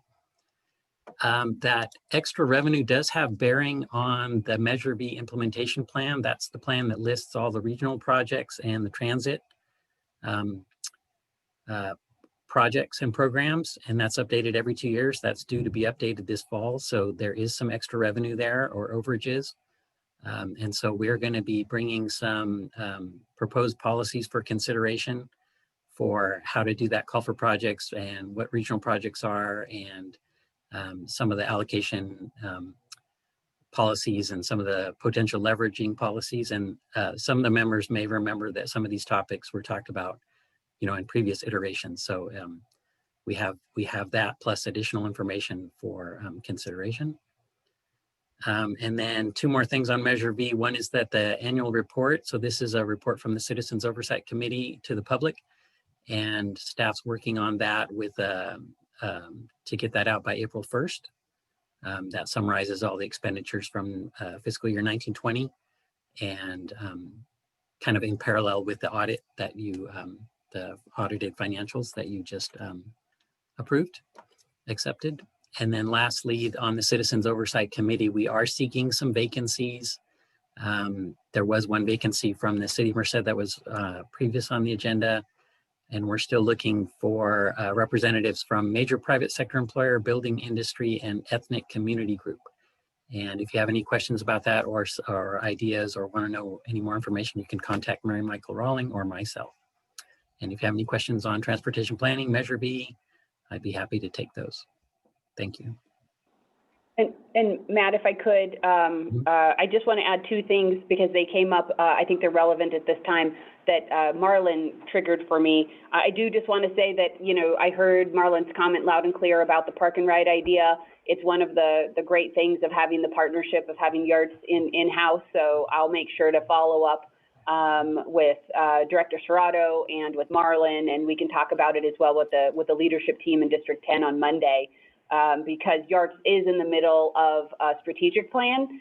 So those types of ideas and partnerships and thinking outside the box is appropriate for exactly where we are right now for that system. And then the second one is, again, you know, Marlon mentioned 99, but I do want to share there is growing momentum in the Valley among my colleagues, the 8 COGs, around 99 and ensuring that there is a momentum, effort, commitment to completing the widening projects that remain largely in Tulare, Madera, and Merced counties. So I'll just put that in your ear because you'll hear more from us on it, and likely Directors McDaniel and Kale, as these will be a priority. This will be a priority part of the San Joaquin Valley Regional Policy Council's Sacramento Valley Voice trip. So just two things I want to peg. Thank you.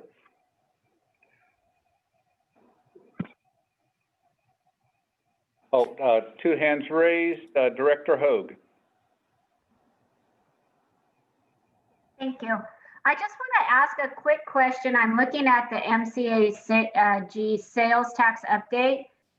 There was a question proposed to Dos Palace because we have such a low sales tax in Dos Palace, of raising our sales tax a little bit. Would that help us in receiving more Measure V money? Just asking. I can take that. I think if you're talking about a city-specific sales tax, then basically the city of Dos Palace would get all of that money to decide how to do, right? Measure B is set. You know, the voters voted in a 0.5-cent sales tax for 30 years, so that's basically set. Okay. All right. Yeah. I see. And thank you. And just for clarification, if the percentage share of the county-wide sales tax, so basically the point of origin doesn't affect how much goes back to a jurisdiction. It's a distribution formula that takes the total amount from the county. So in the event you had a shopping mall in Dos Palace, you know, generated more sales tax, I guess, Matt, in that instance, their share would increase as the overall pot increased, but that individual increase in Dos Palace doesn't necessarily come back to Dos Palace. I don't know if I just made that more complicated or not, but it made sense in here. Okay, Director McDaniel. Yeah, I think it's just important to note how well Merced County did. We just came off one of the most punishing years statewide economically and nationwide economically, but you look at our sales tax returns, we've actually done very well. And I was actually looking at the general merchandise change. We were up 376.7%. You know, a lot of our budgets, we came in into last year, going into March when we're doing our budgets, we're looking at a conservative 20% decrease in a lot of our tax revenues. And I think Merced County has done very well throughout this whole time. And I think it replicates our unemployment rates as well. It's been better than the state average. You know, Merced County has done very well, but I thought we should definitely duly note that. Thank you, Mr. Chair. Thank you for the duly noted note. No other raised hands, so we will go back to item 10. consent calendar. We had a motion by Director McDaniel. Is there a second? I'll second it. Okay, thank you, Director Hoag. No more comment. I see no public comment. Would you call the roll vote, please? Thank you. Director Aguilar, Yes. Director Kale, Yes. Director Espinoza,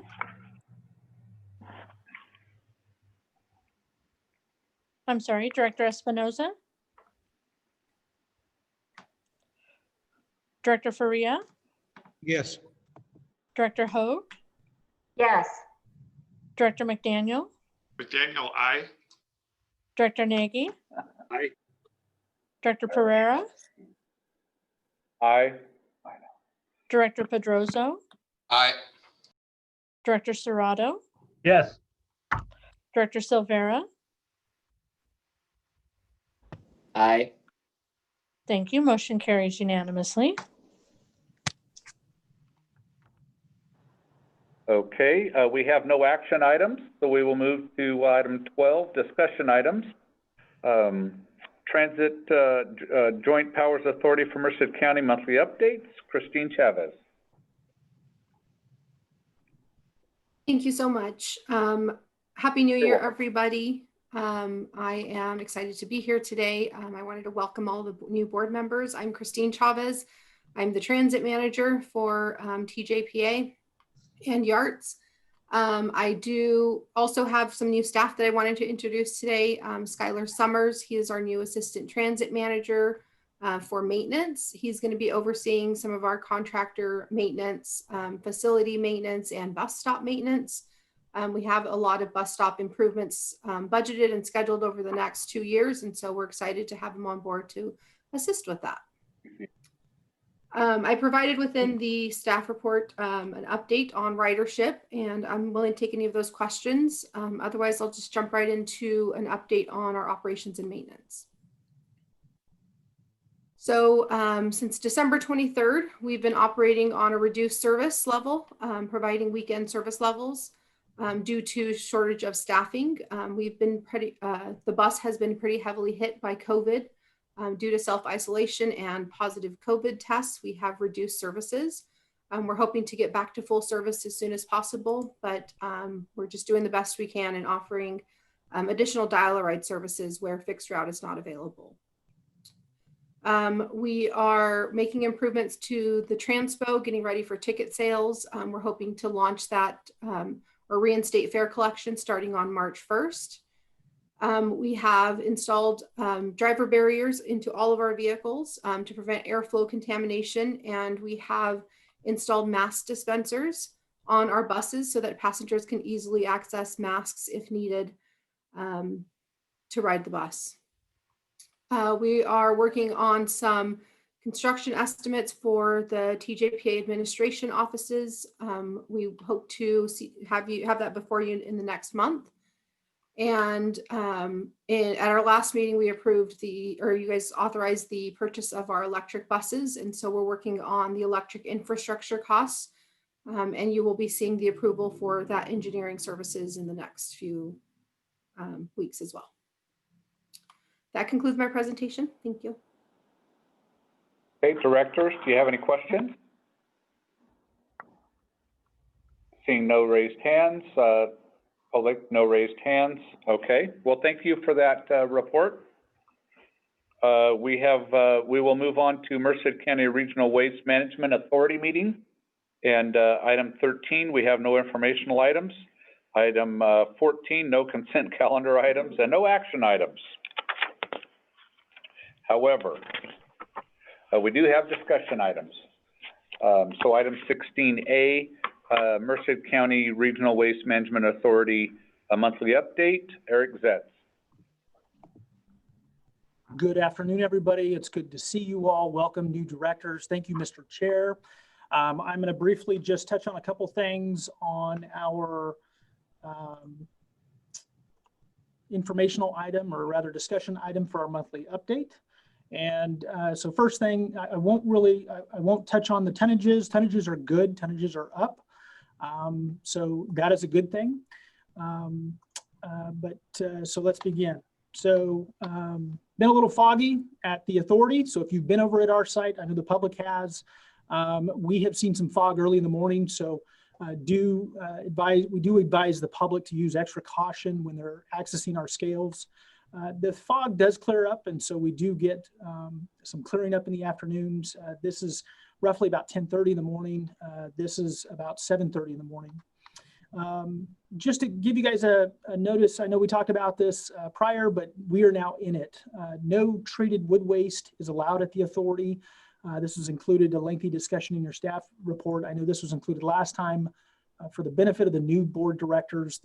We just want to make you aware that the state did not allow for a sunsetting of an existing law that allowed for treated wood waste to go in Class 1 and Class 2 facilities. The RWA sites are Class 1, and so they're Class 3, and so they must go to a Class 1 site, which is a HHW site. The nearest site that our residents will have to go to, our business leaders will have to go to, is going to be American Avenue in Kerman or Kettleman.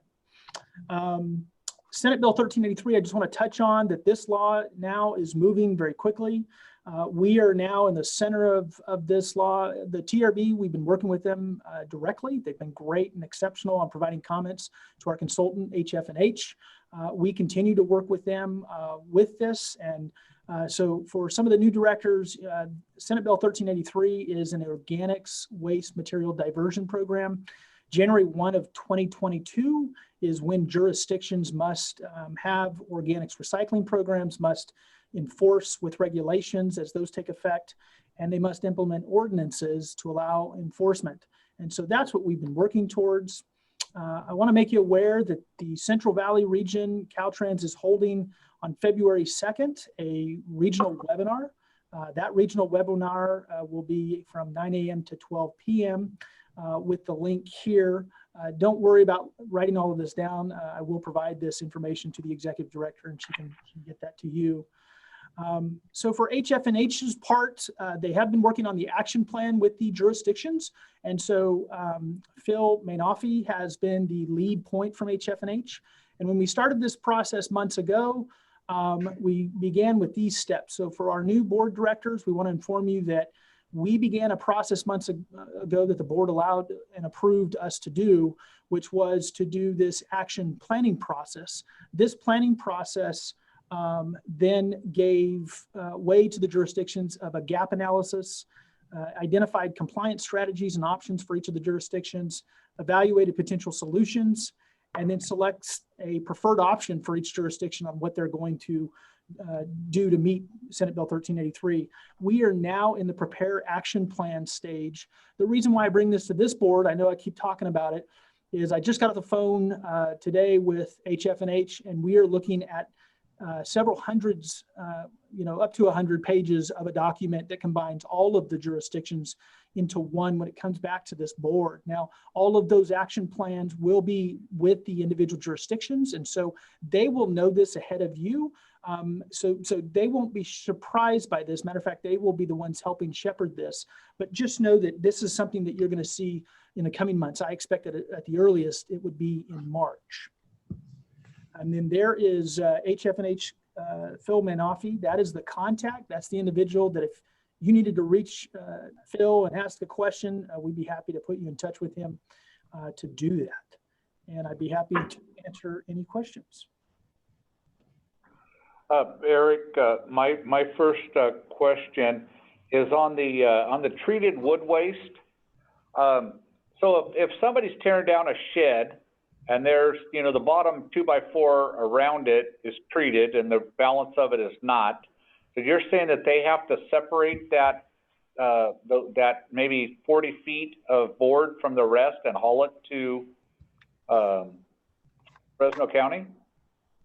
That is correct. Galgani, Senate Bill 68 was one that basically allowed this sunsetting that would end on December 31 of 2020 to continue. We believe the governor got some bad advice. Really what they were thinking is that if they allowed it to continue, it would put more onus and more responsibility on Department of Department of Toxic Substance Control. And so they vetoed it, or he vetoed it. And in a sense, it put it in this limbo stage. Now, those of us in the waste industry, this is not unfamiliar, like your solar panels, your batteries. We've seen this happen before. The difference is that for us in Merced, we're an agricultural community. And so our farmers, our populace is going to have to go and drive this out of Merced to get it disposed. And even as of late, the Department of Toxic Substance Control has come out with what they call a waiver, but they haven't delineated what that waiver is going to be. And until they do, no facilities are going to be able to accept it because it carries with it some waste characterization and waste reporting requirements on the hazardous component of it. So yes, it's going to have to go outside of Merced County. Okay, have you looked at the possibility of us gathering it and then sending it down in a, say, a roll-off bin or something along those lines? No, I have not. Again, the authority is not involved in collections. And so if the jurisdictions have an interest in looking at some sort of mechanism to do that, we'd be happy to be a part of that conversation. So yeah. But what about the people that come to the site, you know, individuals, when if they're bringing in some 2x4s and all of a sudden they've got to drive all the way to Fresno with 40 linear foot of 2x4, they're not going to drive to Fresno. They're going to drive out the driveway, go to a side road and throw them out. So, well, what about those instances? Yeah, and that's exactly what we have told the Department of Toxic Substance and Control. And it was on those conversations that they issued this temporary waiver without rules as to how the waiver is enacted. So I do believe that they are trying to resolve what the governor has done, but because the governor has vetoed it, they really have to introduce new legislation to develop a process. And so as of right now, they must go to hazardous material. So if a customer does come to an RWA site, we must turn them away because we're not a class 1 hazardous waste site. We would have to have hazardous manifests, which we don't, and we would have to get the authority to even accept the material. And so we have been the state has given us a list of those sites that are permitted and approved for treated wood waste landfills. And so we do have that list, and we've had a couple calls already come to the office, and we've responded with that list. Okay, all right, thank you. We have Director Pedroza. Thank you, Director Pereira. One of the things, and I talked to Eric this afternoon about this in regards to a lot of the dumping that's taking place out in the different country roads and in our community, in our counties. And I was wondering if there was an opportunity to work with the cities to provide them some more support or some more support in regards to making sure that we have a place. I know, like in the city of Merced, they have the heavy bulk item drop-off site they can do. And I know that it's based on the communities to plan that type of stuff, but I would like to put forward to see if there was an opportunity for this board to partner together with those other cities to make sure that we have, that we can take care of that, because it's a real quality of life issue here that's concerning.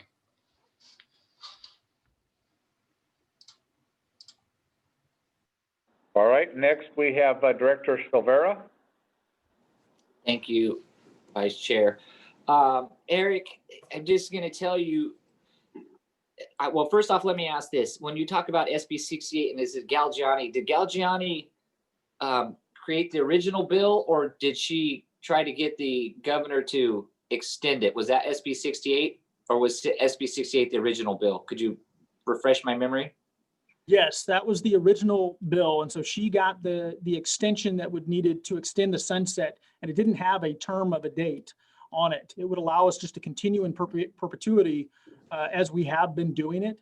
And again, the governor was thinking he was helping another agency by vetoing this. And in effect, it's created, the situation we're in. Okay, thank you. Because it surprises me that Senator Galgiani actually did something that benefits us, because that's just surprising to me. But anyways, Eric, I just see all kinds of issues with this. Number one, you're gonna have some PO'd customers when, if you like Director Perez said, if you have one stick of pressure treated wood in your load, number one, if they're not going to tell you, it's going to get snuck in. Then what do and then so then you do find it. Now you're going to make them take it back, and then you're going to penalize residents of Merced County because we have nowhere for them to go. And Kerman or you said Kerman, and then the other one is Kettleman City, both of which are a long ways away from us.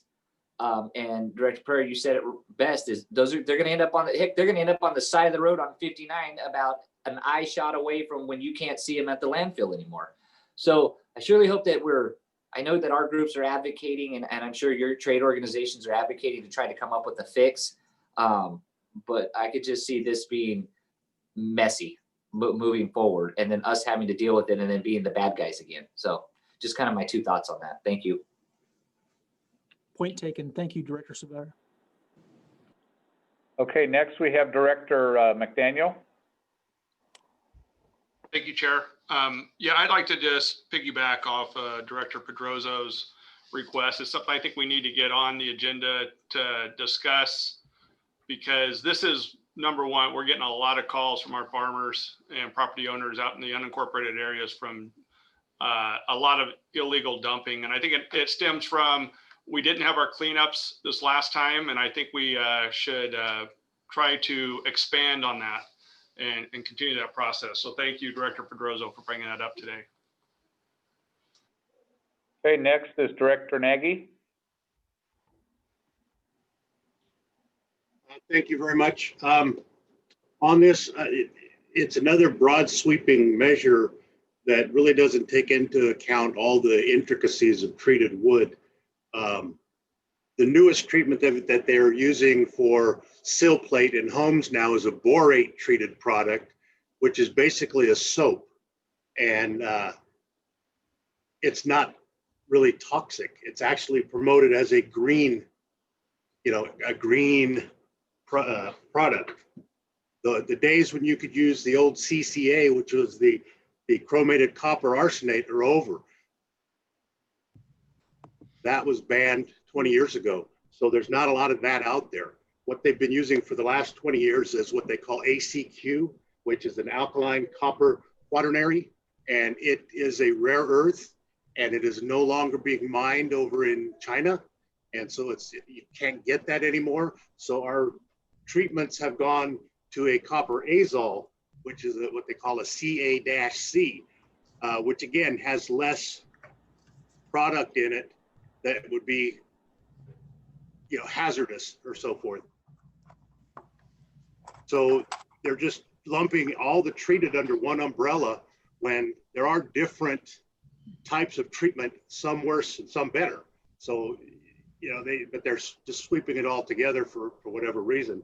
So I just wanted to point that out, and also to chime in. I drive the back roads coming to work, and not a day goes by almost that there's not a new pile of something out there that should be going into our landfill. And I think this is just going to exasperate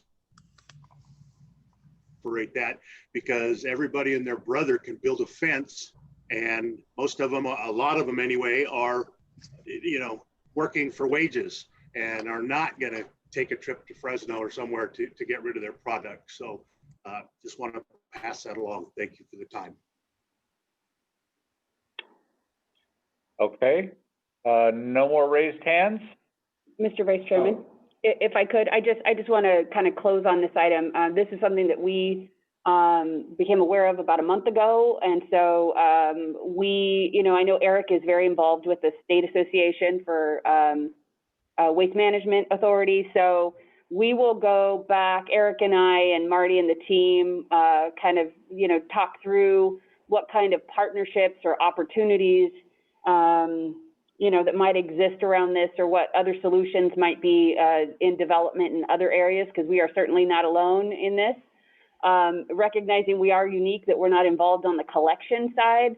The illegal dumping issue is a partnership because it is about the collections and also the receipt of that material on our end. So we'll go back and we'll bring, we'll brainstorm some ideas. And also I wanted to confirm, I heard Director McDaniel's request to have a discussion item on the agenda next month for illegal dumping. So we'll have that on. All right, thank you, Stacy. Next is item 16B, the landfill gas to energy project update. Eric Setz. Thank you, Mr. Chair. And I concur with everything Stacy just said, so thank you for that. So item 16B is an informational item, and what I'm going to try to do is pull up my staff report. So I'll share that now. And so 16B is an informational item, comes before you to provide an update on the landfill gas to energy project. And let me put the leg here. I think this would be helpful for you all to see. So what we're asking for today is, initially when we had this project, there's two phases, phase one, phase two. We hoped that between phase one, phase two, we would be able to have a board workshop where we would be able to have you all at the UC Merced campus, and we would be able to just bring you to the campus, let you tangibly feel, step foot on where the turbines are going to go and feel the project, and have the professionals that are our team really, they're present for you to shake hands and meet and talk and vet any questions that you have. This is a very big project. We wanted to afford you all every opportunity to ask any questions that you had. So in the staff report, we're also, what we're seeking is some dates. The dates that I have in the staff report for that workshop, we don't have to hold to those. I can send out a survey, and we can work towards, we're not under any time crunch. We can work towards any period of dates. But what you need to know is that the governing board authorized staff to explore opportunities for utilizing landfill gas from its Highway 59 landfill for a potential cogeneration and heat electricity project at the University of California Merced campus. To date, the authority has completed a concept design, prepared a CEQA document for the project, and has signed a memorandum of understanding with UC Merced outlining the intent to proceed with this project. The CEQA document is currently pending final review and approval by the governing board, by you all. A purchase power agreement is pending final review and approval by the governing board with UC Merced. A financial pro forma based on the concept design has also been drafted for the project. The landfill gas to energy project area includes both the Highway 59 landfill. There will be facilities installed at the Highway 59 landfill, and also at the UC Merced Central plant. As well, there will be a pipeline path that goes down Highway 59 South, goes east on Bellevue, and then goes into the UC Merced campus road, Lake Road, that is. Phase one of the landfill gas to energy project is nearing completion. It has been brought to us. The deadline was November of 2020 that document would be, their proposal rather, would be brought to us. We have not shared that proposal. We are looking to share that proposal with the board, with all of you, upon the workshop. Phase one, remember there are two phases, and this workshop is in between the two phases. Phase one encompasses value engineering during the full design of the project, a review of the final plans and specifications of the project, development of a construction budget contract with the authority, the bidding of major equipment and materials for the landfill gas to energy project, the bidding of major subcontractors, the review of materials and equipment submittals, construction management, municipality coordination, potential construction. This is not an approved project until the governing board approves it. So potential for construction and commissioning of the project. We plan to have the workshops, those workshops are on the dates that are listed in your staff report seen here. Phase 2, which is construction, must be approved by this board. So we're not in phase 2 until you all say that we're going forward with it. Phase 2, which is construction of the project, will return to the governing board for a decision at a future governing board meeting date. Between phases 1 and 2, staff is holding a series of 3 one-hour workshops. What we talked about, directors, was we didn't want to put a long meeting before you with a bunch of technical jargon. We wanted you to be able to dissect some of the knowledge that's coming in and have time for Q&A in an hour setting that doesn't take so much of your time, but then allows you to freely think about it after you leave. And in the next meeting that we get into, we might get it all done in 2 one-hour sessions, but we wanted to afford the third just in case we needed it. Staff is seeking input from you today on holding the 3 one-hour virtual meetings on the dates that we proposed in the staff report. As I had alluded to, I can send a survey to you all if these dates do not work, to where we gauge the interest of you all as to what times would work best. And if that's the preference of the board, then I'm happy to do that. This concludes my part of the presentation, or the presentation. I'd be happy to answer any questions.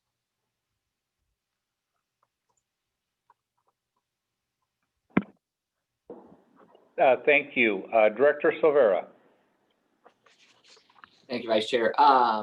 Eric, just really quickly on some of those dates, I can, one of them, the 18th, is actually our board meeting day. So I guess that would work. We just have to work around that. But on the 11th at 3 p.m., you have a choice there, but that's also the One Voice Delegation meeting, platform development. It's a Zoom meeting. So that I have that as 3 o'clock on my calendar. So that probably wouldn't be an option.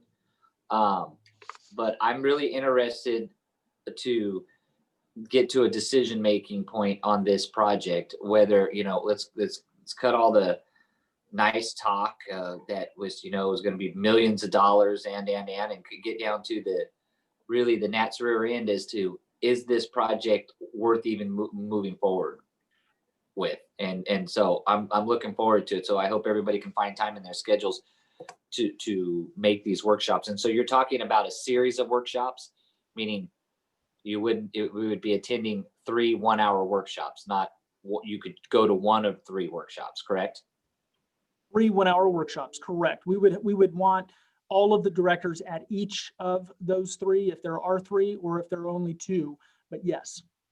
Okay, perfect. No, I want to get to, and so we can either move forward with this project or kill it, whatever the case may be, but it's been going on long enough. So thank you for the update. Thank you, Director. And Mr. Vice Chair? Yes. If I could, thank you, Director Silvera, for pointing those 2 out. We should have caught those 2 conflicts because they are internal. So with that, I would suggest we eliminate the 18th and the 11th because of those 2 conflicts that Director Silvera mentioned. And as I had spoke to the Vice Chairman and also with Eric, we can either work with these dates and schedule them, or we can also instead we can send out a doodle poll with these 3 options to make sure that that they do work. So it's yeah, your impression. So well, actually, are there any other comments from board members? Okay, seeing no raised hands, yeah, I would suggest we do a doodle poll, as early as tomorrow. And, because if just depending on what time, if everybody can make a 4 o'clock easier than some making a 2, then let's do that. So can staff do that? All right. Yes. Yep. Okay. So we will do that. We'll get a poll coming out soon, and we'll pick some dates. All right. I see no other raised hands, so thank you for that, Eric. Appreciate your update. Okay. With that, we move on to Executive Director's Report, item 17. Thank you, Mr. Vice Chairman. I do have a couple of things. I did just want to formally again welcome our new directors to the board. I've had the opportunity to work with each of you at some point over the years in various capacities, some dating back to when I was in the congressman's office and some here as different programs we've been running through MCAG. So I really look forward to continuing to work with all of you here, especially in the capacity that I'm now serving in. We took a different approach this year to what we normally do with new board members in our board orientation process, and really tried to get creative. And I'm hoping that you all, as well as the rest of the board, have found our new board orientation webpage helpful. We're hoping that instead of, forcing you through a 3 or 4 hour, one-day workshop that was just going to melt your brain with information, that we could give it to you on a web page that you could, peruse through at your own, leisure, and hopefully go back to at some point when you get your feet under you in terms of all the things we're working on. So we are also open, I like this model, so I'm hoping it works. And we are always open to ideas or suggestions about how that process could be better. Right now, it's the web page that I've sent out to everyone, along with everyone should have received a hard copy binder of some of those materials, but most importantly, it's all of our governing policies in hard copy form so that you could have those, on your bookshelf next to your desk or what have you. In terms of agency updates, I really just wanted to give a glimpse into the month, what's coming up next month on the agenda for February. For transit, Christine had mentioned we are going to be bringing forward an item to look at the next door facility. So when I say next door, it's literally on the other side of the wall behind me. We have that building purchased, and we are bursting at the seams here pre-COVID and could use the extra space to be able to move our transit staff next door. So that item will be on next month's agenda. For transportation planning, Matt mentioned, we're preparing for the implementation plan update. So there are some policies and procedures that we need to begin to discuss and have those in place before we start to program any additional funds for Measure V. And then we're also going to be talking about options on how we could spend regional dollars that were provided to the San Joaquin Valley by the state to help jurisdictions do some housing planning and also support housing production and to help MCAG prepare the RHNA, the Regional Housing Needs allocation.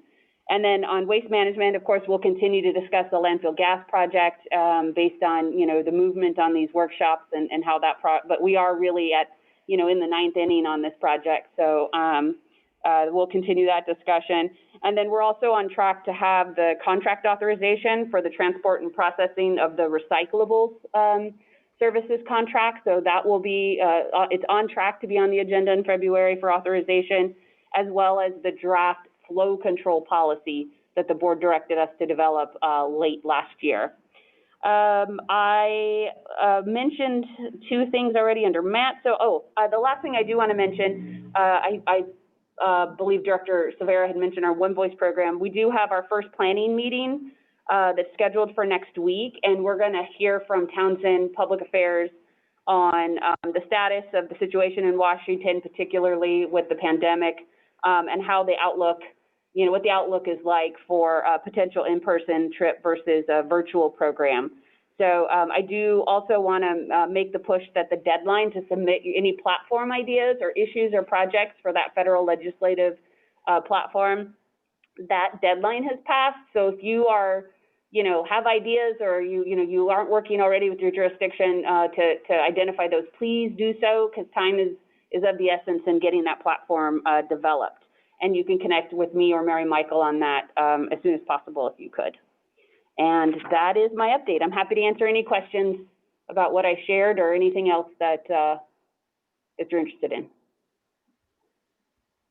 Okay, I see no raised hands, so we will go to item 18, Director's Report. Does anybody want to make a comment?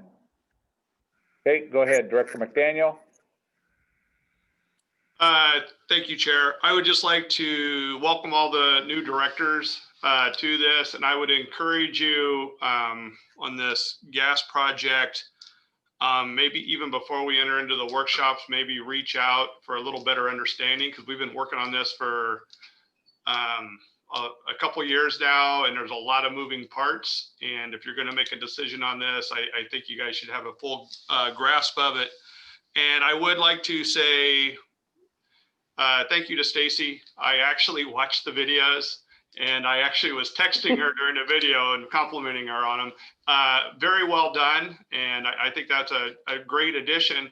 And if those are available to the public even, because it gives everybody a chance to see exactly the decisions we're making here. It's pretty incredible what MCAG does, the full complexity of it. And then Matt, I had noticed that you had mentioned YARTS in one of your comments earlier, and I just like to say that myself and Director Silvera sit on that board, and Silvera is actually the chairman of that board. So if you have any ideas for YARTS and partnerships with the city or Caltrans, bring them to Scott. He is not one to be afraid to bring anything before the board, and appreciate his efforts and his work on that. Yeah. Thank you, Mr. Chair. That concludes my comment. Welcome, Director Aguilar. Real quick, I want to welcome all the new directors. Looking forward to working with you guys.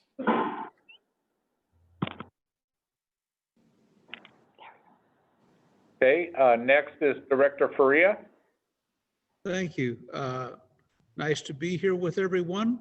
I've seen most everybody at the very city council, city county dinners and various activities.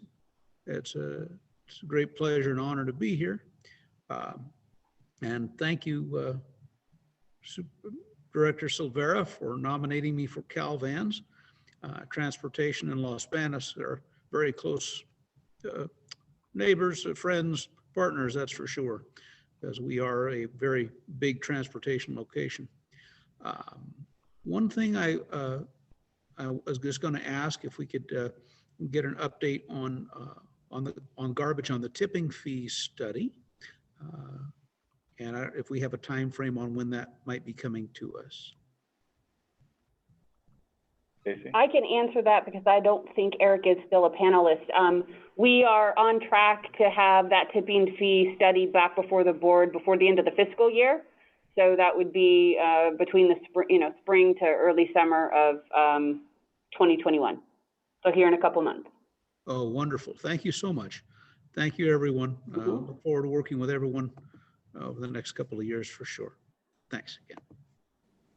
All right, Director Hoag. I just want to thank everyone for nominating me for the chair position, and welcome all of the new board members. It will be a pleasure working with you guys, and I look forward to a productive year. And we don't have anything going on in Dos Palace. And sorry about the dog. I'm babysitting my son's dog, and he pops in every once in a while. So, so he keeps me company. Anyway, that's all. Thank you. Director Nagy. Thank you. Just again, wanted to thank everyone for the warm reception, warm welcome. Very appreciated. I look forward to working with all of you in the coming years, and let's go Merced County. Thank you. And I also wanted to say to all the presenters and the agenda packet, very well written and very well presented. Thank you. All right. Director Silvera. Thank you, Vice Chair.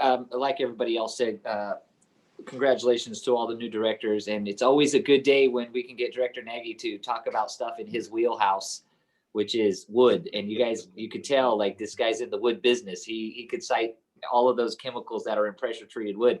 So we're just fortunate that we have a resident expert that could help us with those things. So Eric, pay attention to that. I would echo my colleague from District 3, Director McDaniel's comments. This is a huge deal, lots of money on this landfill to gas project. And for you newer folks on here, please take the time to understand, because we're going to be asked to make a multi-million-dollar decision coming up here before long. And so I would encourage you to reach out to staff and take advantage of this workshop to help to understand, some of the good things we're doing. And then the last thing I will leave everybody with is, to you new members, welcome to Team GSD. That's what we do. is get stuff done. And so we got a good team around us, and I will keep championing that cause. Actually, somebody today said to me, they apologized for stealing GSD from me. And I said, no, that's a compliment. And we need more people to take on that approach of getting stuff done. You guys will find as you spend time with MCAG, they wear many, many hats and are going a lot of different directions. And there's a little engine that could. And so Pat said it earlier, staff I feel like does a great job of giving us the information, and the information in your packets. It's very valuable to read the packet ahead of time because a lot of your questions could be answered, and they spend a lot of time on these together for us. So, Mr. Chair, that's all I have. Thank you. You're welcome. Director Pedroza. Thank you very much. I just wanted to echo what everybody has said, and thank you for the welcome and orientation. I did, as I said, I watched the videos, and I had texted Stacy during them saying, what the heck, we can't just be told this, but no, I'm just kidding. Thank you very much for that. In a previous position, I was the alternate for the county for MCAG, and I've had the opportunity to work with a lot of you.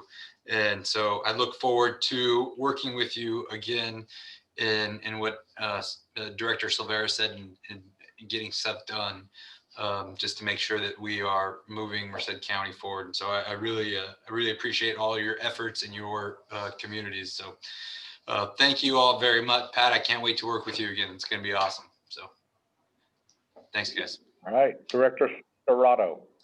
Real quick, yeah, just kind of piggybacking on what other people said. Pat, in particular, good to haven't seen you in a while. Good to see you. Scotty, you got one of these?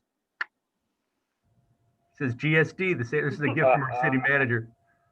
You got one? Got the same one. No, I'm going to email you guys right now with a list of some of the yards issues. I think kind of coming together with a lot of different things. For us, airport, downtown, on and on and on the trains, kind of everything coming together on a better sort of gateway to Yosemite Bridge in Merced that can bring more tourism and economic development here. I think is an important economic development issue for us. And good to see everybody. Excited to get to work. Yeah, Matt, Scott and I are just ready for you guys to come up with some money for us. That's it. Write a check, baby. We love when your suggestions come with a check. Yeah, I'll take it out of Darren's personal account. All right. So I would like to just make closing comment. Congratulations to our new chair, Director Hogue. Look forward to your leadership. Wanted to make a comment. When I came on to the MCAG board, there was some of us joined and we were all new, right? And so to see the depth of experience and wisdom that our 5 new members have just is really exciting. And so I'm very thankful for that. With that, we will go into closed session. We will take a 5-minute break, and then Stacy, would you like to? At this time, before we do that, we'll take. Is there any public comment on the closed session item? Seeing none, then Stacy, would you give us some directions? Yeah. Okay. So for the public, if the public is interested in hearing the report out from closed session, they can remain in the Zoom meeting. For the participants of the Zoom meeting, so the directors and the relevant staff and council, I emailed a teleconference number, a phone number, and a passcode to you at about 2:15 today. So if you could call in there, that's where the closed session will take place. You can do one of 2 things. You can remain on Zoom on your computer if you prefer, and Mary Michael's team can take away your audio and video capabilities to maintain the integrity of the closed session, or you could go ahead and leave Zoom, but then that will require you to re-enter Zoom for the conclusion of the public portion of the meeting. Is that any questions about that? I see no raised hands. So it'll take us about 5 minutes to get back up and going. So we'll take a 5-minute break and then go into and then start closed session. Thank you. By phone. Mm-hmm. So right now we're going to start disabling your audio and video capabilities. If you wish to remain on Zoom, you'll not be able to see the participant list, and you won't be able to use your camera or your audio. So you'll start to see that if you stay on Zoom. For the members of the public, as Stacy said, feel free to stay on if you wish to hear the report out in a while.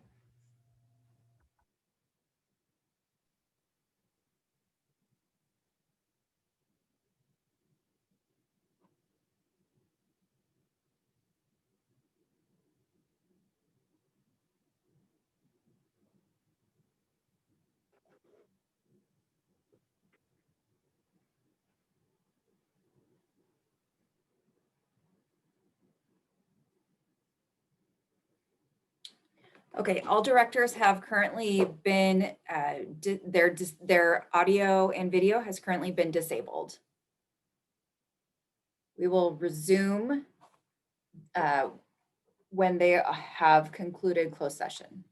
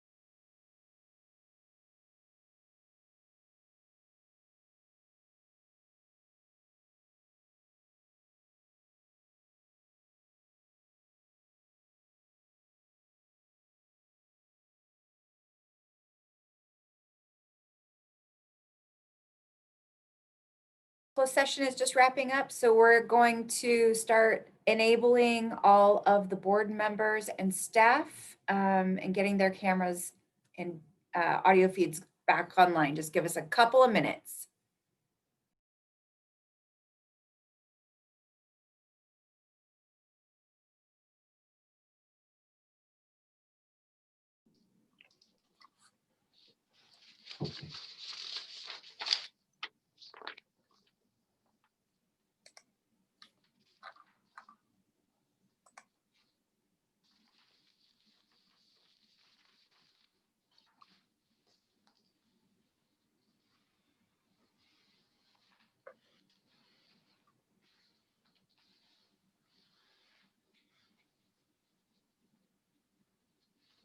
Scott, you got too many people in your office. You got to wear your face mask.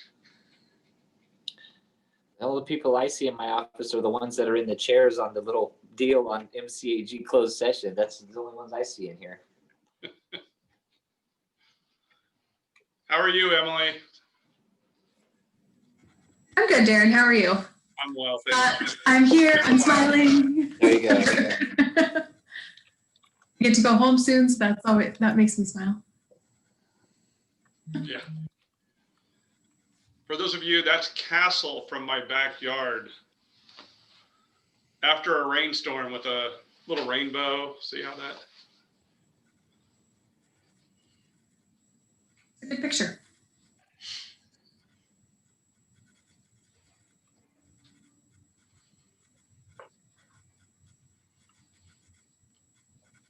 And Scott, that's the new housing project. The county Yeah, that's in my background. That is the navigation center. navigation center. That's right. When Serato gets on here, I'm going to tell him if he needs to be able to spell my last name right. Auto correction or whatever it's called. Spell check makes it Silverado, not Silvera. That's a good wine. Okay, Director Silvera, can you hear me? Yes. All right, thank you. Okay, so we will have reconvened. So I will report that Board of Directors was given an update from staff and staff was given direction. Any other comments? Okay, thank you. We will adjourn the meeting. Thank you.